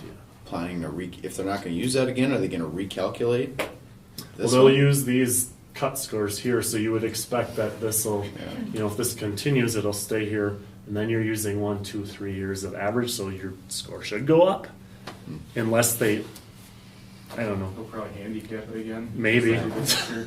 They don't want it to look like there was this, artificial jump in there, but I don't know. The data means nothing. Right? That's They kind of adjust how- it to whatever fits their needs. Yep. I guess my biggest problem is, why would you adjust the scores? Because you're afraid of the fallout of The saying, backlash. everybody's doing too well. Yeah. And if it's truly aligned to the state standards that we are teaching to, and we're doing that and meeting those standards, why would you want to say, oh, wait, stop the train here? That doesn't make sense. And the reasons, and I won't go into because we're recording this, but are even more illogical as to why that seemed to be the pressing need to make that call, so. I think parents got their individual student reports, and I opened those in the middle of summer and thought, wow, we did really well, and then it was like, oh, maybe these kids aren't. So if you're a parent looking at that, going, my kid went up 15 or 20 points, they're not going to necessarily know that there was an adjustment to these scores. I think it might say that in there, but if you don't follow this stuff, it's hard to know where these are coming from. So, all right, any other questions on that? I think we just watch our proficient and advanced numbers over the next couple of years and see where we're going. We're hoping we're going to continue to go up. We did the math program last year, so and then our ELA program, I think, is very strong at this point. So we'll see where we go. All right, Tom. don't know why I always get put after him. You just said it It's was definitely easier better when you before. just- It's better than before, yeah. I think one year I had to go first. Explained it so well. Yeah, Ty going first next. I'll go last. Okay. Basically, similar to Steve's, we had an increase of 4 students, 0.5 increase in open enrollment. You will notice that this economically disadvantage is substantially lower than Three Lakes Elementary too, so. I'm good. Okay. Overall, our score went up 1.6. We are in significantly exceeds expectations. You will notice that we do not have a target group score included in ours. So that's the big difference than the other ones. Steve and I were talking.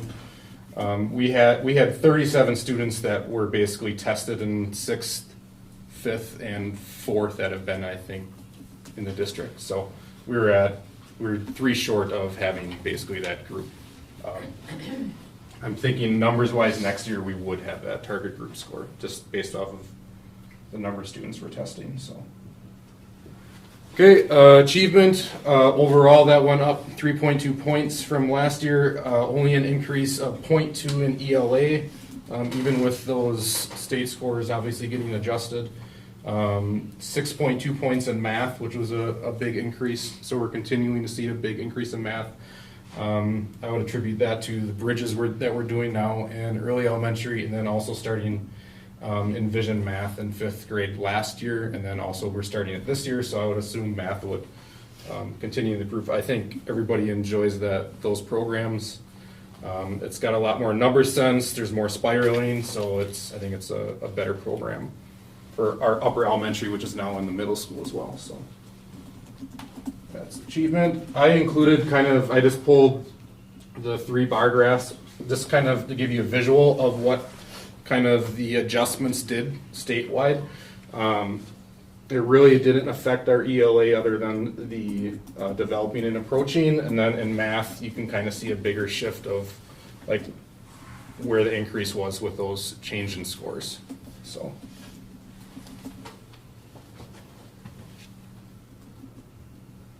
This is just like the table version of that graph, so I just kind of highlighted. This would be ELA. So our ELA advanced did not change much, but then you see a pretty big decrease in below basic which is now called developing. So it does definitely seem to shift this way. What did I have for that? Statewide, I kind of looked at these scores and it was a big shift, about 10% to the left across the board. Where you see almost a 13% for us. In math, same thing.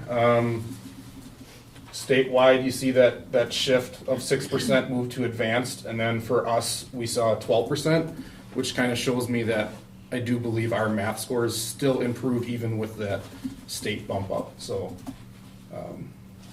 that's kind of that one. Our growth scores continue to do really, really well. Let's see. Math remained at 100% as far as growth score down here, and ELA actually was a decrease, I believe. ELA went down. We were at 90.7 last year. So even though our overall score, the 93.5 is an increase, we kind of attributed that to math. Again, we don't have any target outcomes because we only had 37 kids in that group. On track to graduation. This went up 3 points overall. The chronic absenteeism rate, which I think is on the next slide here. This score went up 5.2. I believe, like Steve said, that's a rolling average of 3 years, and I think we got rid of 1 year. That wasn't very good, so. And my other question, I don't know if Steve can answer this maybe, but the year after COVID, weren't you allowed to put in COVID and it didn't hit as an absence? The year after. Yeah, or maybe Nikki would know. Nikki would know better than me, I don't know. I think that's why that one year was like super high, like right after. It's still, it was like an exempt code, but I think the state is kind of still recognized it. Still recognized as an absence, okay. All right. School-wide attendance is up 2.3 from last year, and third grade ELA was basically the same. So that's 79.6. Here's kind of a graph similar to what Steve had. You can see the report card has gone up the last 4 years. This would be the state scores where you see that jump from how they adjusted it. And then you can see this is our scores, and then the lighter line is the trend line that I added in just to kind of show you that we're improving those scores, even with this bump from the state scores changing. So.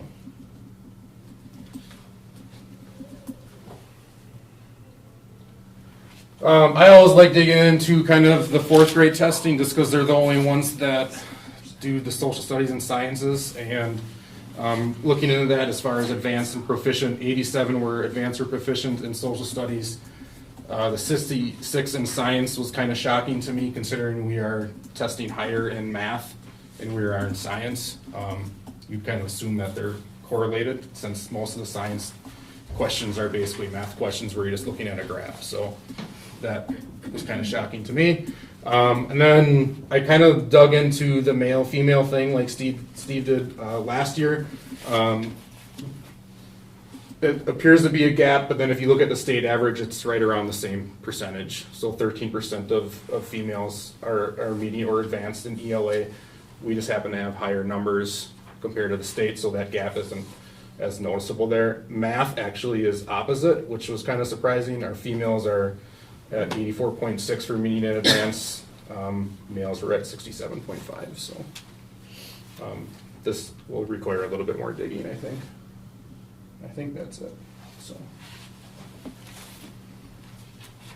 I would just add, we were looking at their math scores at CISA, and I think they were 75th percentile for achievement, and then to have that high of a growth rate is pretty incredible. Like, you're not supposed to be able to do that. yeah, So I mean, it was 2 years in a row too that we were at 100. Something's going right with that. Yeah. And then I just kind of dug in a little bit.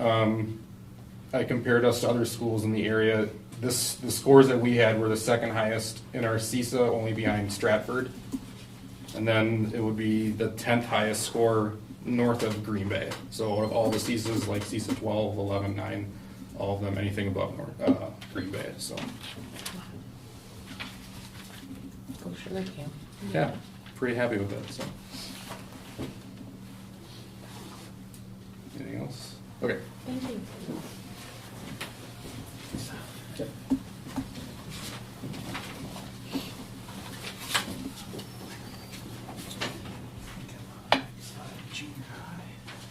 I am gonna be pretty elementary after those two guys just got going through here. That was pretty incredible stuff. I don't have a lot of the comparisons for last year, but you can see on the left corner down there for this section that our overall score was 74.8, which is a pretty good score as a school. The priority weights, the areas are the same as Steve went through. You know, it kind of shows you how the pie gets sliced up for achievement, growth, target group outcomes, and on track for graduation. That's kind of like the same thing that Steve had. We have the 4 where Todd just doesn't have that one section to go through. So I think 74.8 is a pretty good bump for junior high, isn't it? Yes, sir. From last year? Mhm. Yes, sir. And I'm gonna go through some of that as to what I see that being, but with achievement, you can see where we come out here with the other schools, and like 80, you can see here that our score was the same or higher than 83.2% of all the junior highs in the state. So I think that's pretty awesome, to go where we are, and 73.4 exceeds expectations. So very happy with what I'm seeing. How do they compare us, because we're a 7-8 junior high versus 6 through 8 junior middle school? How do they? They compare us to the 6-8. Yeah. They do, okay.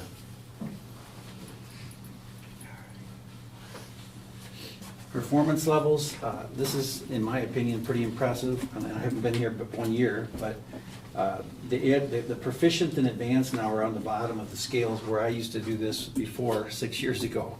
They were on the top, so it's a little different. But you can see meeting expectations, or what I call proficient, is 52%. And you got down here the 10.8, that is the advanced folks in our group, and that is for English language arts. And moving to the math side of things, we have 44.6 who are meeting expectations or proficient, and 25% of advanced. So I think there's some really good things happening there. And as Todd mentioned a little earlier, we are going to envision, we felt a need to connect our math program a little bit because we were kind of on our own. We were using Hoyt and Mifflin. They decided to move into Envision. It's a little bit, there's more spiraling, as Todd said. There's a little bit more of that from year to year, kids being in the same system. We felt was important to bridge that gap. So it's going to be a little interesting that our teachers they're really dove in, but it's a little bit different. They are supplementing some of those areas to try to make that continue to grow. And I think they've been doing a good job with those areas. So, any questions on these pieces?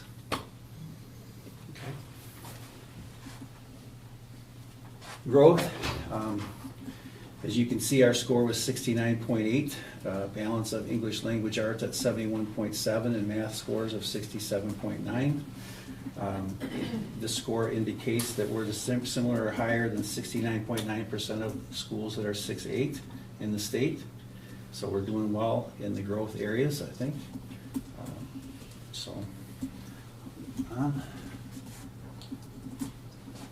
On track for graduation. You can see that, as a school, we're 87.8. The score is same or higher than 73% of other schools in the state. And just going through on track for graduation, I used to know this stuff really, really well, but it's changed a lot over the years and what the components are. And Steve, could you remind me what that is? I know that there's some absenteeism, chronic absenteeism, attendance, and then it's our eighth grade math, right, that goes into those components. So yeah. And future plans for Three Lakes Junior High. Universally, we're trying to do continuous school improvement, existing programs. We have ELA time, reading specialist, math acceleration, increased time with content areas, expert in win time, horizontal team meetings weekly, continually evaluating the junior high schedule and programming to adjust as needed. Some of the things we added this year is we took some time out of our day to do a little bit more intervention work with our kids. With ELA and mathematics, so that Hannah Dries is our reading specialist, and we tried to free her up a little bit more at times during the day so she can meet individually with kids, work on kids that need remediation, and also we can flip-flop that with math if there's time to do that at that same time frame. So, and I work with Amy and Mrs. Bolt too, trying to bridge some of those gaps as well. So.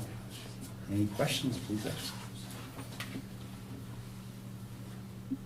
I just want to point out, everybody's working extremely hard, but when I got here, 5 years ago now, actually going into year 6, there was a lot of talk in the first meetings that were had about, it's always about cell size. We didn't meet expectations, met expectations, and it went up and down. And there's been a really super heavy investment at the elementary, especially the lower elementary, with getting those foundational skills in place. And as you see, those skills are carrying forward with the kids into the upper grade levels and into the junior high, and of course, then they're ready for the high school work. So it's investments that have been really showing benefit, and it's not like you just do one, you have to keep growing the program. But I think we're all very happy with where that's at. And I will just say again, other districts would kill to have the scores, the report cards that we are lamenting over sometimes, because we're not ever going to be completely satisfied. But very hard work, the right work is being done, and the kids are growing. This is probably with these sorry to keep talking, but with these implementations of programs, this is the first time since I've been here that we've had program alignment in ELA and math from PK all the way up through 8. So, I mean, that's one of your 3 biggest factors in research that will boost your achievement for kids. So I think we're controlling what we can control. Definitely. I think that comment right there is probably the key. I mean, you know, we can say that they're changing how they score everything and this and that. You know what, if we're happy with our growth and we are happy with what we're doing, we just need to continue it. Can I let the lamenting commence now? Sure. Oh, yeah. Please. Then I have to walk back and forth the front. So, the high school numerical score, unfortunately, we're the black sheep, for sure, in terms of school report card scores. And I will, as Terry very well put it, I could sit or stand here and say some things that aren't so kind about the way the target moves all the time and blah, blah, blah. But there are some things that we can glean from this, for sure. I can tell you that a lot of our staff members had to be walked off the ledge or talked off the ledge when this came out, because this is worse. You know, we're working hard. Why is this worse? I will focus on there's 3 main ways that we lost points in this particular year's version of the report card. Chronic absenteeism, we lost points. We lost points in a slight way in achievement, and we lost points in our target group outcomes, and I'll speak more specifically about all those as we go through. First, I'll speak to achievement. When, and many of you were in the room, the achievement part doesn't necessarily surprise in the short term.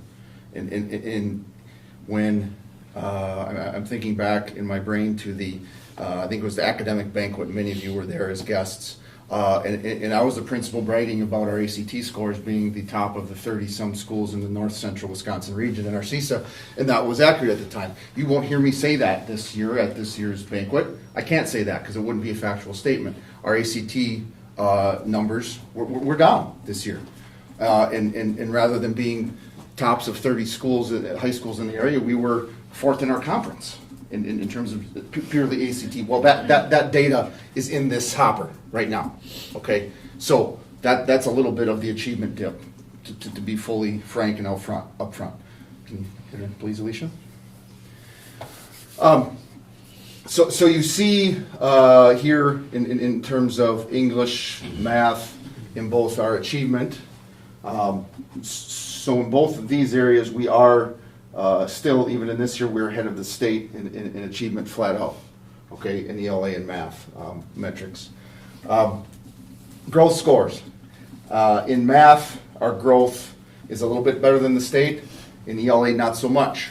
And growth scores are easier to come by if they're walking in with lower numbers, then you can grow more. So it's, I'm always cautious to put too much weight on that, but they measure it, and that's what it looks like against the state growth. So, go ahead. Thank you. I was very envious when I was watching Sugar Camp's 87% in advanced and proficient. Well, what we used to call advanced and proficient, now it's advanced and meeting, right? In math, we're about 50% in that category. ELA, roughly 43% in where we want students to be achieving, and that's in essence where some of the dip in our achievement score comes from. Target group outcomes. Steve did a really nice job of explaining what they're looking at when they look at target group. It's your lowest performing quartile of students. Okay. So this is last year, just for comparison's sake. This is this year. Achievement, we're roughly about the same, obviously. in growth, not so much. In chronic absenteeism, we slipped a bit with our target group. In attendance is roughly the same. Okay, so here you guys are talking about correlation between academic performance and chronic absenteeism. You will see that this chronic absenteeism level of our target group is worse. It's a lower number than chronic absenteeism, which in this you're looking for a high number. Chronic absenteeism for our non-target group is better than that. So technically speaking, there's a correlation there for sure. Okay. Hit the button, please. Okay, here's where we, in that last, you probably noticed we lost some points there based on last year's. In this particular category, we lost points from last year's as well. And this one holds a special place in my a bad special place in my guts. Here's why. Okay, so you look at our target group performance last year in ELA, our target group 27.1, 26.9. Okay, our non-target group went up. So what happens is your gap gets bigger, therefore you lose points. Okay, you can see it in math; it's really pronounced. Okay, target group went down 3. All right, but our non-target group didn't go down that much, so that the gap widens. Gaps are problems. We know this in public education. Okay, but what I want, why this holds a special place in my guts in a bad way is I know at some places they forget about the high-performing kid, or they channel resources away from programs that are achieving these non-target. Because it closes your gap and you score better. Please don't ever make us in a spot where we're doing that. Okay? Do we need to work on our absolutely we do, but I don't care for this particular way of judging schools. Because if your non-target group does better and your target group does better, the gap still may be there and you still get dock points. You know what I'm saying? This one gives me a headache. But we lost points from last year for sure. Thank you, Alicia. Chronic absenteeism last year versus this year, there you'll see a fairly significant statistical dip in our target group of students, the lowest performing quartile. Last year at 80.5, this year 75.7. You see the number of points that impacts for us. Non-target group dipped a little bit, right? But obviously not as statistically significant in terms of chronic absenteeism. This one, like Steve mentioned, this one's kind of been a burr in our saddle for a little bit now in terms of attendance. And this one, a higher score is better. Go ahead. Some of this stuff, I feel like I'm almost being redundant because you all sit at the board retreat and know that some of these things are in place. But it doesn't hurt to circle back briefly to it. In the grand scheme of things, at the high school, we're in a journey of we got to make sure that what students need to know is clearly established to all stakeholders, including and most importantly the students involved. This year we're focusing on how do we know that they know it, that our assessments we're using, formative and summative assessments, are measuring this accurately, okay? And then the future is focusing on this, what happens when they don't know it. Things we have in place. The wing time thing is a half hour every day where teachers who need to work with students and students who need to work with teachers, those connections can be made. We keep up with that. Our horizontal team meetings where we talk about what's working for a kid in one class so that other teachers can be aware of what plans are working or what's not working, and catch kids on the very first level before they start to falter to a point where it's an academic dumpster fire. Increasing time with the content area experts, this goes back to win time and making people available at a time of day where everybody can access them. Teacher peer observations, what's working for the person down the hall might work for me, but I wouldn't know that if I'm never exposed to it or if I stay in my own little world. Special ed programming changes, Carrie's always carrying the pen forward on that. That doesn't change. Absenteeism. Been in the business long enough to know you can truancy court kids all you want with some effectiveness. Okay, what really, really, really, and it sounds cliche, but what really works is engaging kids, and it's so that they want to be here because they feel it's valuable to them. How do you do that? You increase the relevance. Things like kids realizing, oh yeah, hey, I think this is something that I'm going to like to do, working with little kids. So yeah, I'm going to come because Miss Plain's got this program for me that's going to. The trick of high school is getting kids to realize that what they're doing is there for them. Right? This is going to impact my future. It's not because I have to go to school, I have to do my homework, or my mom and dad will be mad at me. That typically can't be the big motivator, right? It has to be relevance. So the things we're doing with increasing our academic and career planning, the careers in the classroom committee, increasing the use of Zello, which gets kids thinking about their future and how what they're doing today in high school, even in ninth grade, impacts what they will be doing or what they want to do when they get out of here. Those are the things that has your best, in my opinion, your best positive impact on absenteeism. And there's always the question, do we update or modify our own attendance guidelines? Because we're pretty, and there's a good side to this. It's family friendly, right? When the families want to take the second or third vacations during the school year, they can, and they don't fly off to a virtual program because the school won't let them, right? Or taking the truancy court. So there's a benefit to that, but it also it dings us so there's always that, as we sit there here in this room, like what's right for our town. I'm telling you that chronic absenteeism takes our score down for sure, but is that enough reason to pull back on our or tighten up on our attendance guidelines and our student handbook and all those things? We have this discussion, or at least bring it up every year. It may be well received, maybe not, but it certainly would help chronic absenteeism. I'm not saying that it's the only answer. I think this is the more important answer, is making sure kids have relevance to what they're doing in their classes. But that's plans for moving forward. Questions, comments, concerns?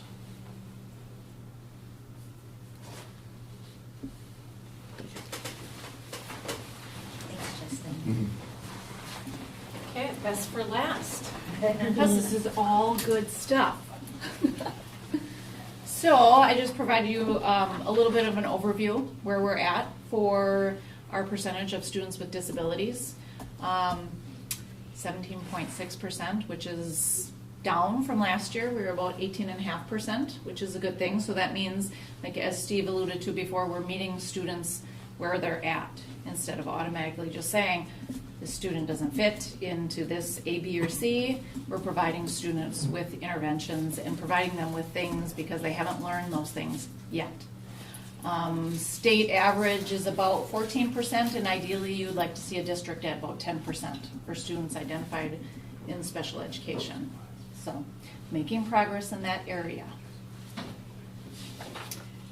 I broke it down a little bit into performance on ELA and students with disabilities. So I'm going to go with we're doing some good things, because the last 2 years we didn't have any students in that advanced level.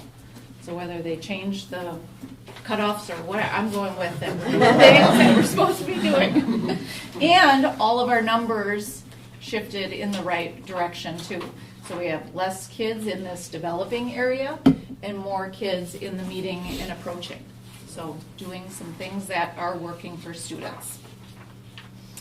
And then I just wanted to give you a little snapshot of where we are in comparison to the state in different categories of special education. So a highlight on here is that our students who are identified with learning disabilities, so that would be this LD, this is the Three Lakes District, this is the state. You can see that our students who are identified with a learning disability are performing higher than what they're at the state level. So that's a huge win for us. Speech and language is close to that state level, and students who are ID, so an intellectual disability, orthopedic impairment, OI or OHI, other health impairments, they're a little bit lower than what that when we're comparing them to the state performance levels. So overall, though, that's good information, though, what we're seeing there. Hey, Yeah. autism. Hey, Yes, autism. Yes. that's Yes. way higher also. Mm-hmm. Good things happening there.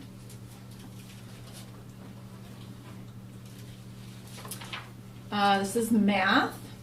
Again, we had a higher percentage at that advanced level. And again, all of those other percentages in the meeting and approaching were higher percentages compared to last year and the previous years, and less students at that developing level. So again, we're trending in that right direction. Again, you can compare us to the state for math. Again, a major takeaway is our students with learning disabilities are performing at a higher proficiency level compared to the state. Speech and language is very close. And other health impairments is higher compared to the state as well. I didn't look at this one specifically to autism, but that's higher too. So there are some definite positive trends in the right direction. So Did you say SWOD is? this is students without disabilities.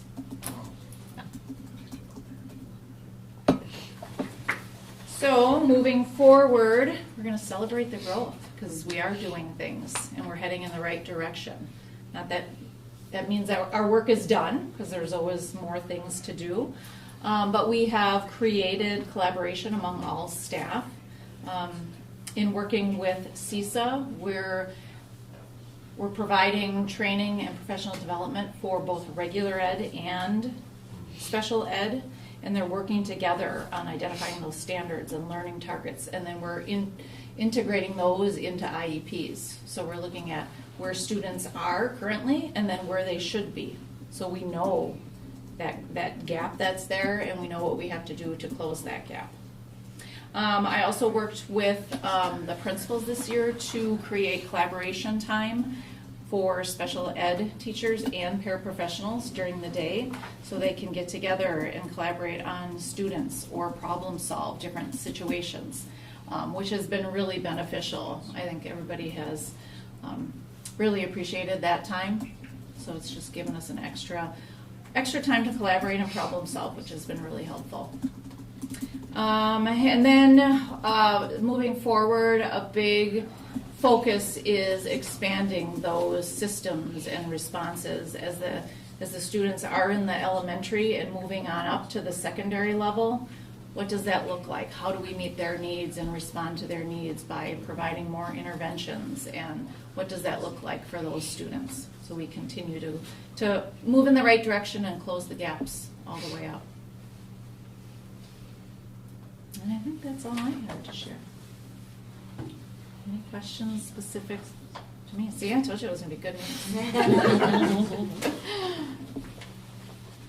Thanks, Karen.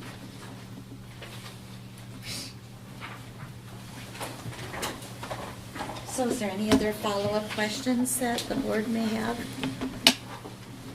I would just like to remind everybody that we're dealing with humans, and it's really nice to make it cut and dried, like this is developing or this is proficient or meeting. Learning is always a continuum, and where you can be as a learner 1 year might look different another year. It's not stagnant, and these are not forgiving data pieces to recognize that. You see that every day in the classroom, what the teachers are doing, what the kids are demonstrating and bring home, what the principals see. And that's where we have to keep continuing to focus our energy.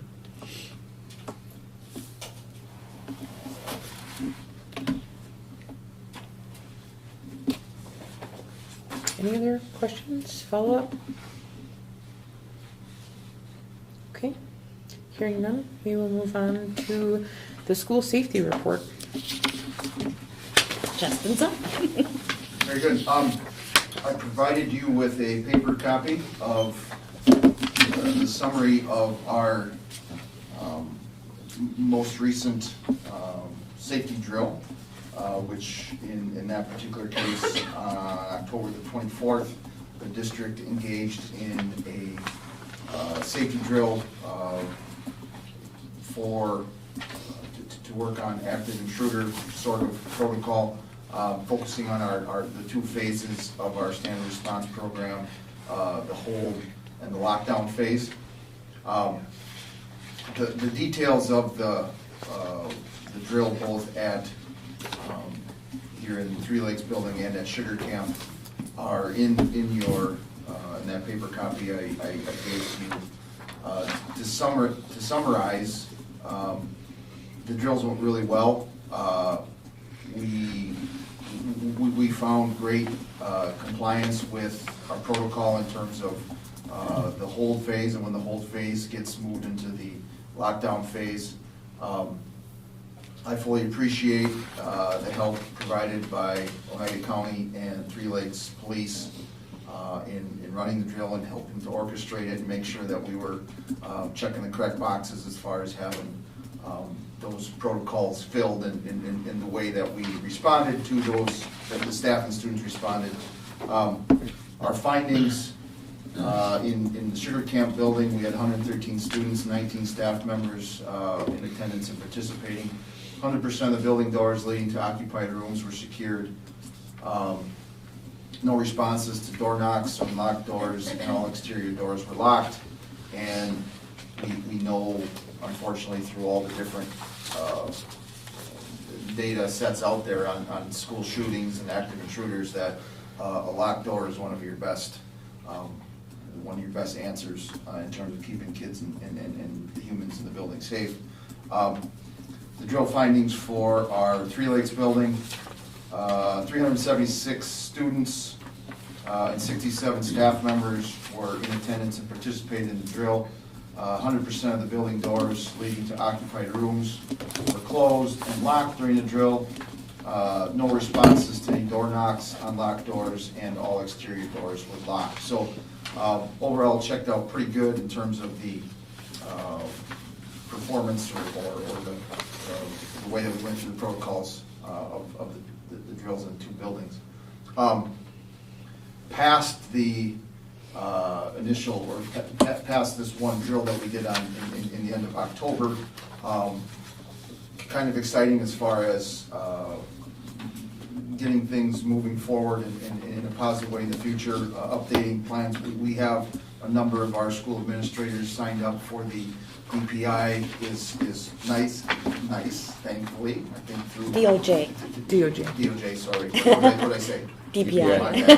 DOJ is offering 2 days worth of training in this kind of thing up at Northland Pines, which thankfully is not where DOJ usually offers it, down south. So we're taking that opportunity. It's going to leave us a little short of administrators in the building here, but we'll figure out how to patch it through. But some of us going to both days, and everybody going to at least one of those 2 days up at Pines, just so we can keep.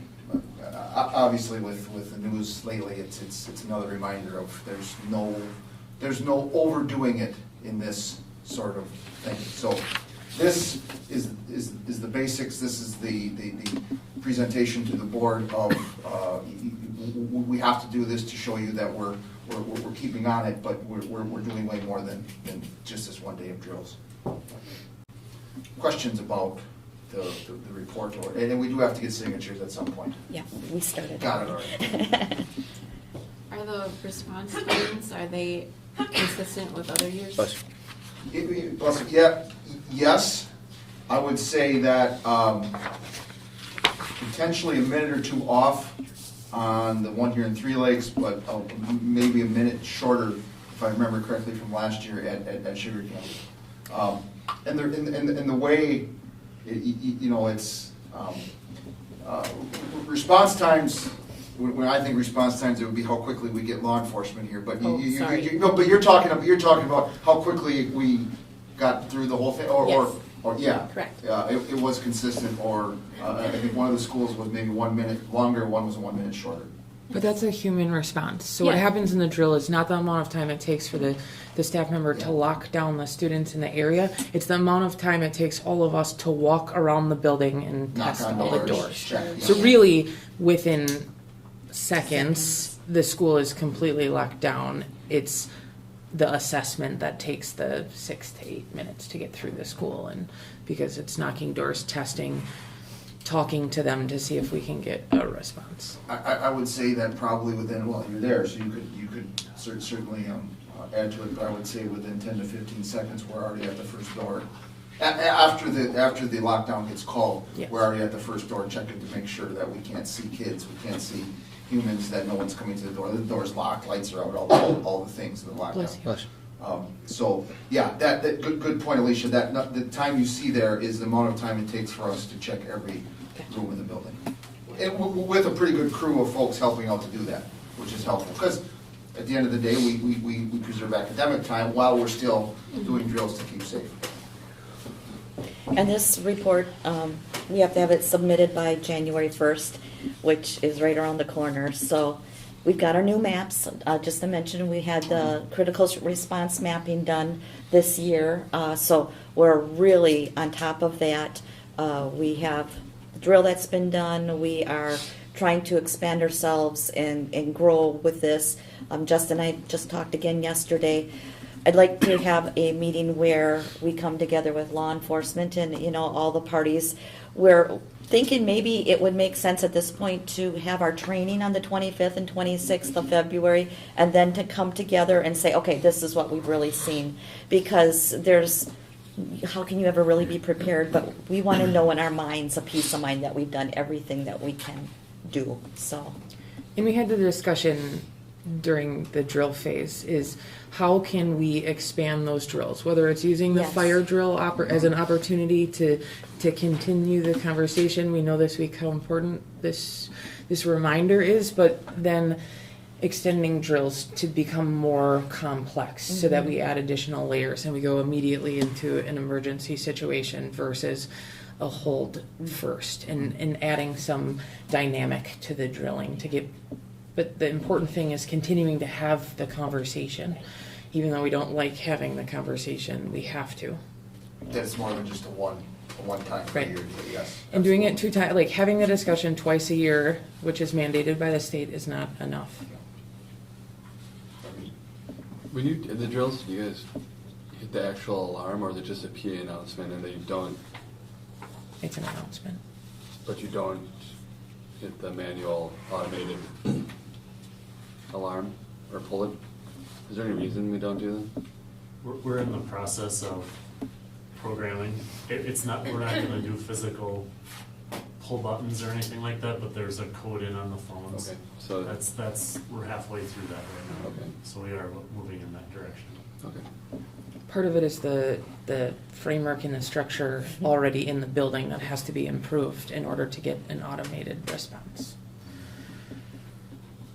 So hopefully in the future we can move to having buttons or some type of ease of access in the system that is just a simple button push. Because other districts are running into that situation as well as we increase automation. Like, So someone calling in an attendance call.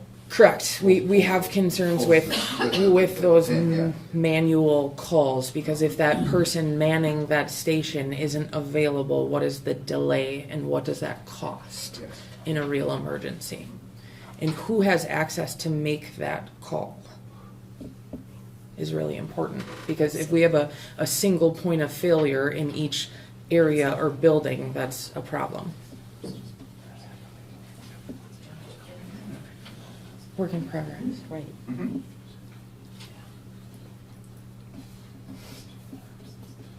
Any other Thanks, questions? Justin. Appreciate it. Okay, next we move into fall sports report. Yes, ma'am. Tried to condense this down a lot, but we got a football coach that's a little windy, so. Try to get that narrowed down. But starting out with cross-country, did it alphabetically. We had 16 runners overall. We had 1 runner from Phelps. Out of that, because it's not necessarily a record that they have, they talk in medals. We had 37 overall medals for the varsity level cross country, that's boys and girls. We had a Northern Lakes Team Girls Championship this year. Sectional, we had an individual champion medalist, and that's Nolan Waltz, who went on to state, as you know, and at WI State at Wisconsin Rapids placed 8th. He was a podium finisher.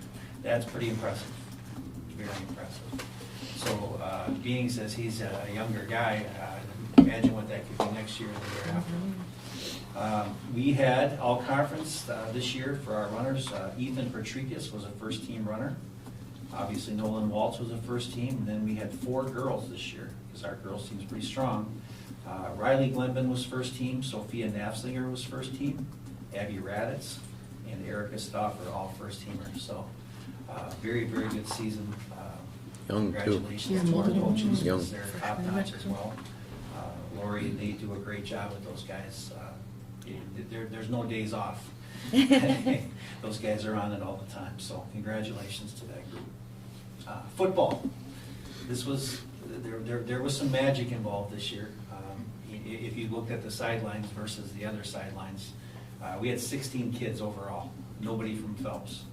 And a lot of those kids, as you looked at the numbers and you looked at the program, it's like, oh my God, there's a lot of freshmen and sophomores on this group too, out of the 16 kids. A lot of underclassmen, they were able to finish with a 5-5 record overall.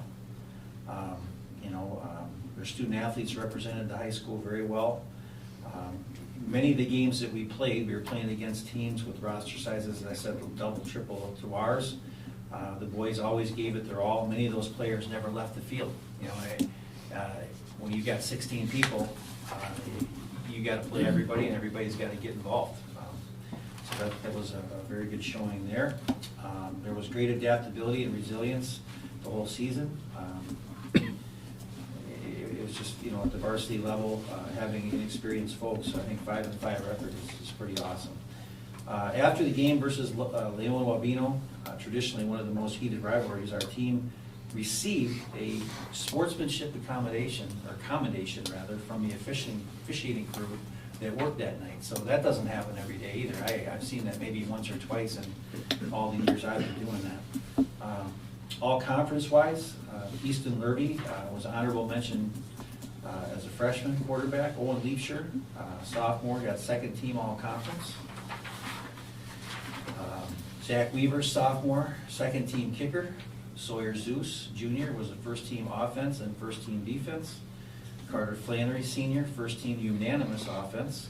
Doug Kashuta, senior, first team all conference, first team unanimous defense, and conference defensive lineman of the year. So congratulations to our football team. That's 5-5 record with low numbers and a lot of underclassmen. That's kind of a miracle there. So good work, Mr. Zeus. Soccer, much shorter. As you know, we do not have a conference currently.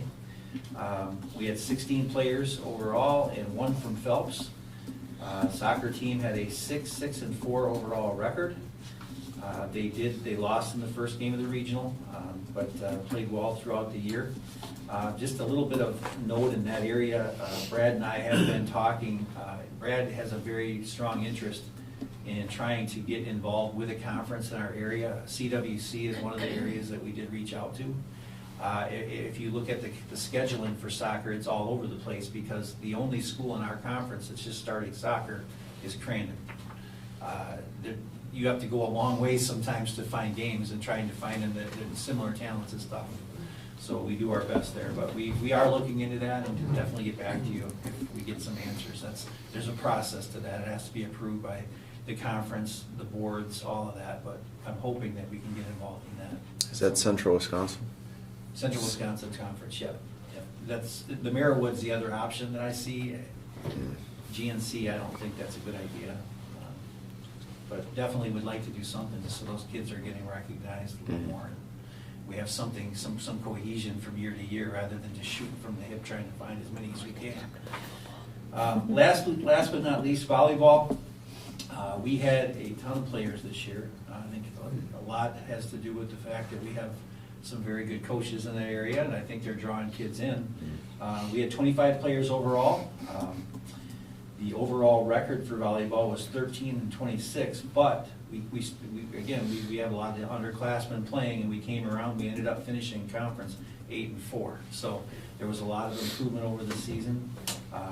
We ended up getting a 3 seed in our regional at the end of the year, and we had an appearance in the WI regional final. So, there's definitely a lot of progress going on there. Our numbers are growing as it shows. We are very strongly looking at doing a JV2 season this coming fall, so that we can get more kids involved in different games. I've already reached out to the area people that I normally work with who have the JV2s, and we're going to see what we come back with. So that's really good news to hear. So all conference, Caitlin Fogarty, second team all conference. Ella Spears, second team all conference, and Malia Zeus was second team all conference. So very good year all across the board. So Thank you, Phil. yeah. Okay, next we move on to School Forest Camp 3 update. All right, as you maybe have noticed when you drive by on A, we now have a parking lot and a driveway with little cones. We can't drive into it yet, but, it feels good to see progress being made. So we are planning for getting kids out there as soon as weather breaks, and it'll make it a lot more accessible and in a safe manner. So very appreciative of that going forward. As far as our litigation goes right now, I have no updates from the last meeting that we shared.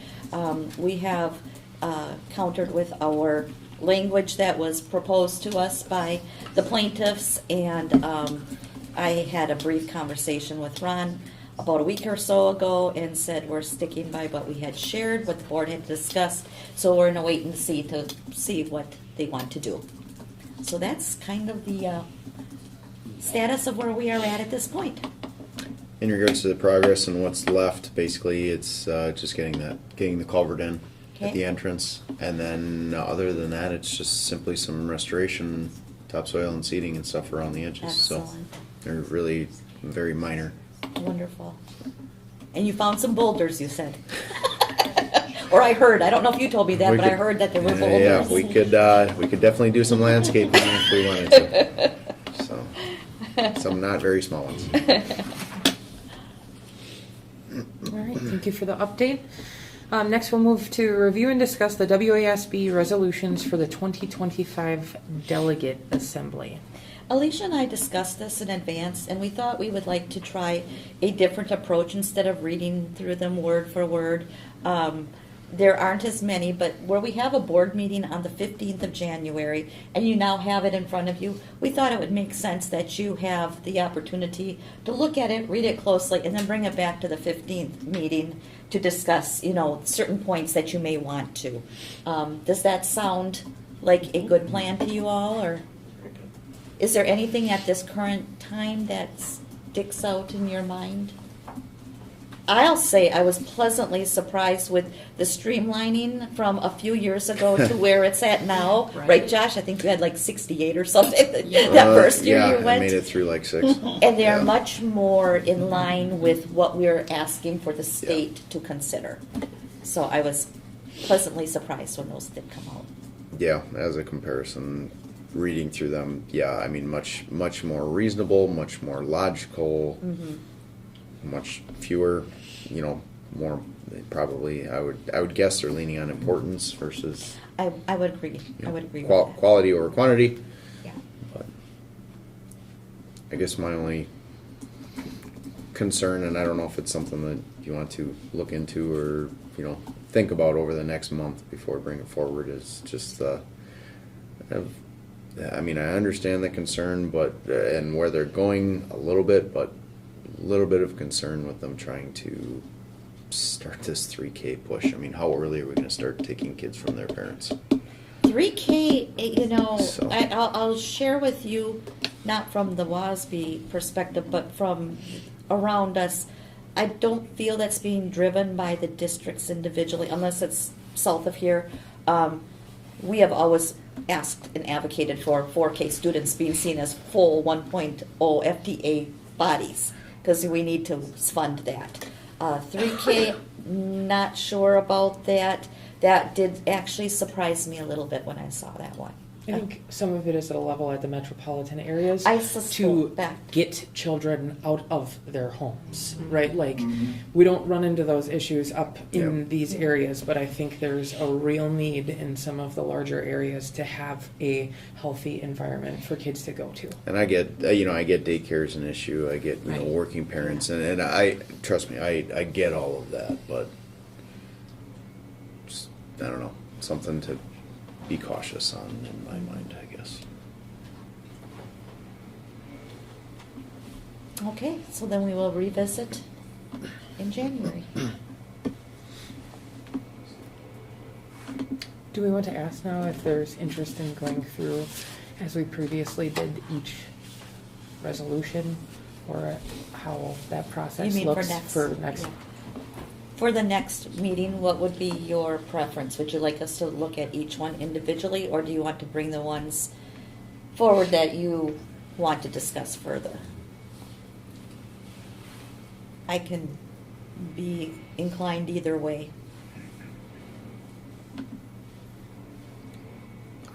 I would just say bring up those of concern, I guess, or question.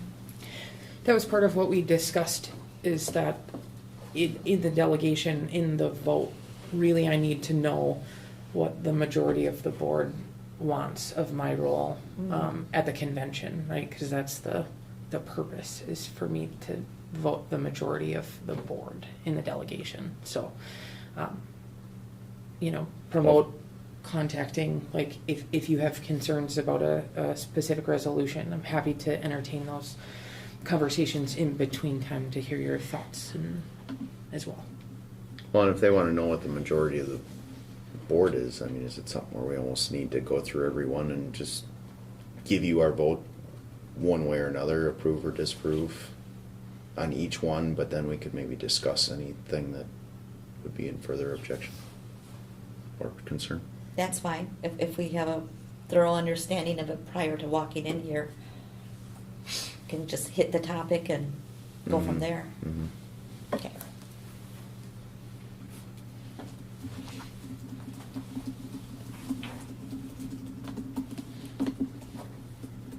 Because really, the purpose is for me to serve that role as the voice of the board and the district in the voting. So I'd like to know your thoughts on how we go forward with that.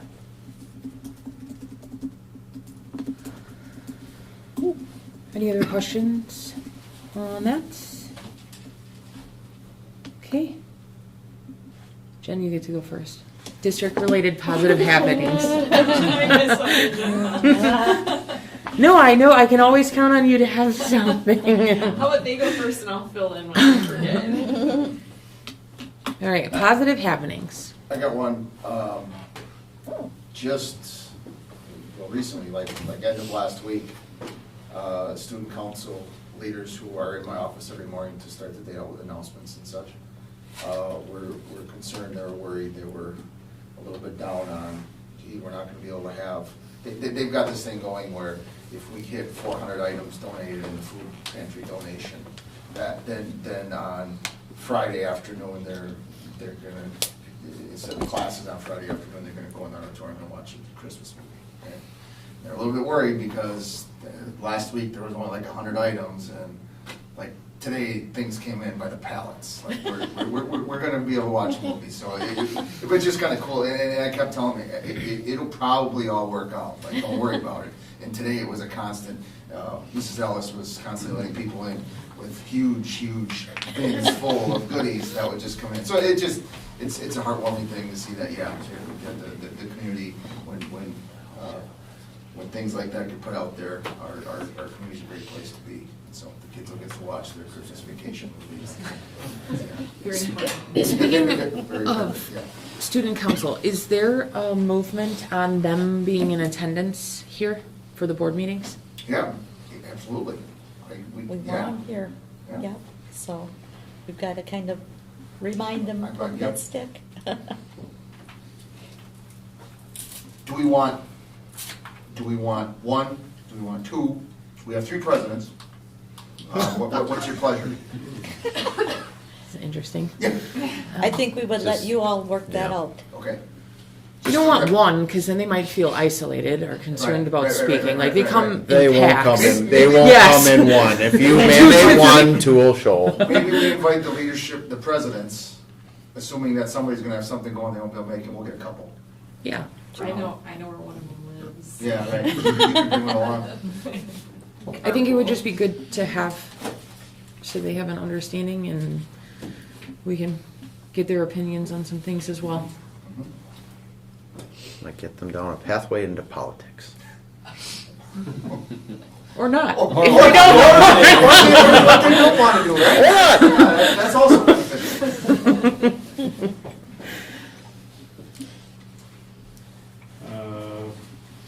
Nice Christmas concerts we had for elementary. Santa's workshop the kids did through PTO here. I have two more. Bless you. Oh, a thank you to Farm and Fleet donated a whole lot of toys. For some of those went to classrooms and some Mrs. Opal was working on for families in need. I'm missing something, but you can go time. I had thank you to Jesse and Justin for the Christmas concert on Thursday. That was really nice.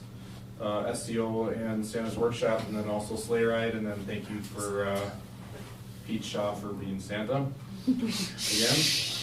Sorry. Ruined Christmas. We're done. At the concert and the Sleigh Ride. So. I was working in Todd's office during the Santa's workshop thing, and I heard him getting his kids ready, and I heard him say, "No, you're going with the young kids, so remember that." And like the underlying comment was, "Can be quiet and don't tell anything." Never know. Today, 5th grade spent the day at Crescent Lake Bible Camp learning about Christmas around the world, and then tomorrow, 4th, 5th, and 6th grade choir club will be singing at nursing homes, and I think in Rhinelander, right? Yep. And then 4th and 5th grade are going to Eagle River. So. Sleigh rides was my other one. Upper went today and little guys are going tomorrow. So much going on. I mean, everything from door decorating to food things and whatever. One of my favorite this week, I didn't even take the pictures. Scott Lindquist sent me some photos of the high school student council visiting the elementary student council and buying candy canes from them to support their, he sent me the email, he said they're little brothers and sisters. And I thought that was just like a really sweet comment to see those two groups like kind of aligning with each other a little bit. So there's been just tons of stuff going on. The choir was over at the Writer Center today for the women's club, and they got a standing ovation over there after they finished singing, so that was pretty neat. They filled the room. The acoustics over there were really good today, so lots of good stuff. Okay. Yes, the music programs are in a good place. We had our junior high high school last night, and it was exciting. Very entertaining, very good. The Grinch showed up. Yes. Yeah. That was Do we know so who that was? cute. Yeah, absolutely. He was in the program. Well, he can't stay. He does exist. Yeah, huge shout out to Jessie Westfall. She has done such an amazing job with that program, with them, with that elementary kids, especially, it's firsthand with them, but, the kids are interested, they're having a ball, they're all doing it, they know where they're supposed to be, they know what they're supposed to, they're smiling, it's so great to see. It really is. Never So, seen thank you to kids her. with kazoos do as Yeah. nice a job as they Just doing an amazing job. And she tied it in this year, like doing the different themes every year this year with the staff members and their favorite Christmas carols and things like. That's neat. Yeah, I would say that informally, the risers in the junior high school choir last night probably were double the numbers that they were in very recent years, maybe like even last year. That's great. Which is a great thing. Anything else? I talked to Kim Gensler the other day, and she did the help desk, the fall play. She's planning on doing another play here coming spring, so that was good news. We weren't sure if we were going to be able to get anybody, but we did, and she's doing a good job, so. Okay. Any other? Okay, we'll move on to WASB correspondence updates. Probably the most important for us who are attending to know is that our hotel has been changed. So be aware. It looks like we're going to be doing some traveling. I told Stacy we'll take on Milwaukee. So that was a really poor planning, in my opinion, on the part of the Hilton when such a big conference is going on to say, guess what? We're going to ship you somewhere else. So otherwise, we have the convention coming up, of course. The delegate materials arrived to me. I'm expecting you got them as well. Yes. Okay. And I think that's it. Nikki, did you have anything? Just The magazine? no, okay. Registration. Okay. Just a reminder. Very good. I suppose it depends on how fast they resolve it, but supposedly it's not 100% out of the question that the Hilton is closing that wing or whatever they were Really? going to do. That they're, if Milwaukee agrees to some sort of an agreement, that they would consider remaining open. So. Come on, I got my heart set. I've checked it all out. I'm excited. There's a swimming pool. I mean, I'm living it up, man. Yeah. All right. Gotta make the best of it. I will not be attending. I know it says all board members plan to attend, but I will not be. It's from last. Oh, It's from last it was year. a mess. The dates Yeah. too. Yeah, please. Okay. If there is nothing else, I will take a motion to adjourn. I'll make a motion to adjourn the meeting. Second. I wasn't in the battle. I heard Stacy. Yeah, Louder. go Okay.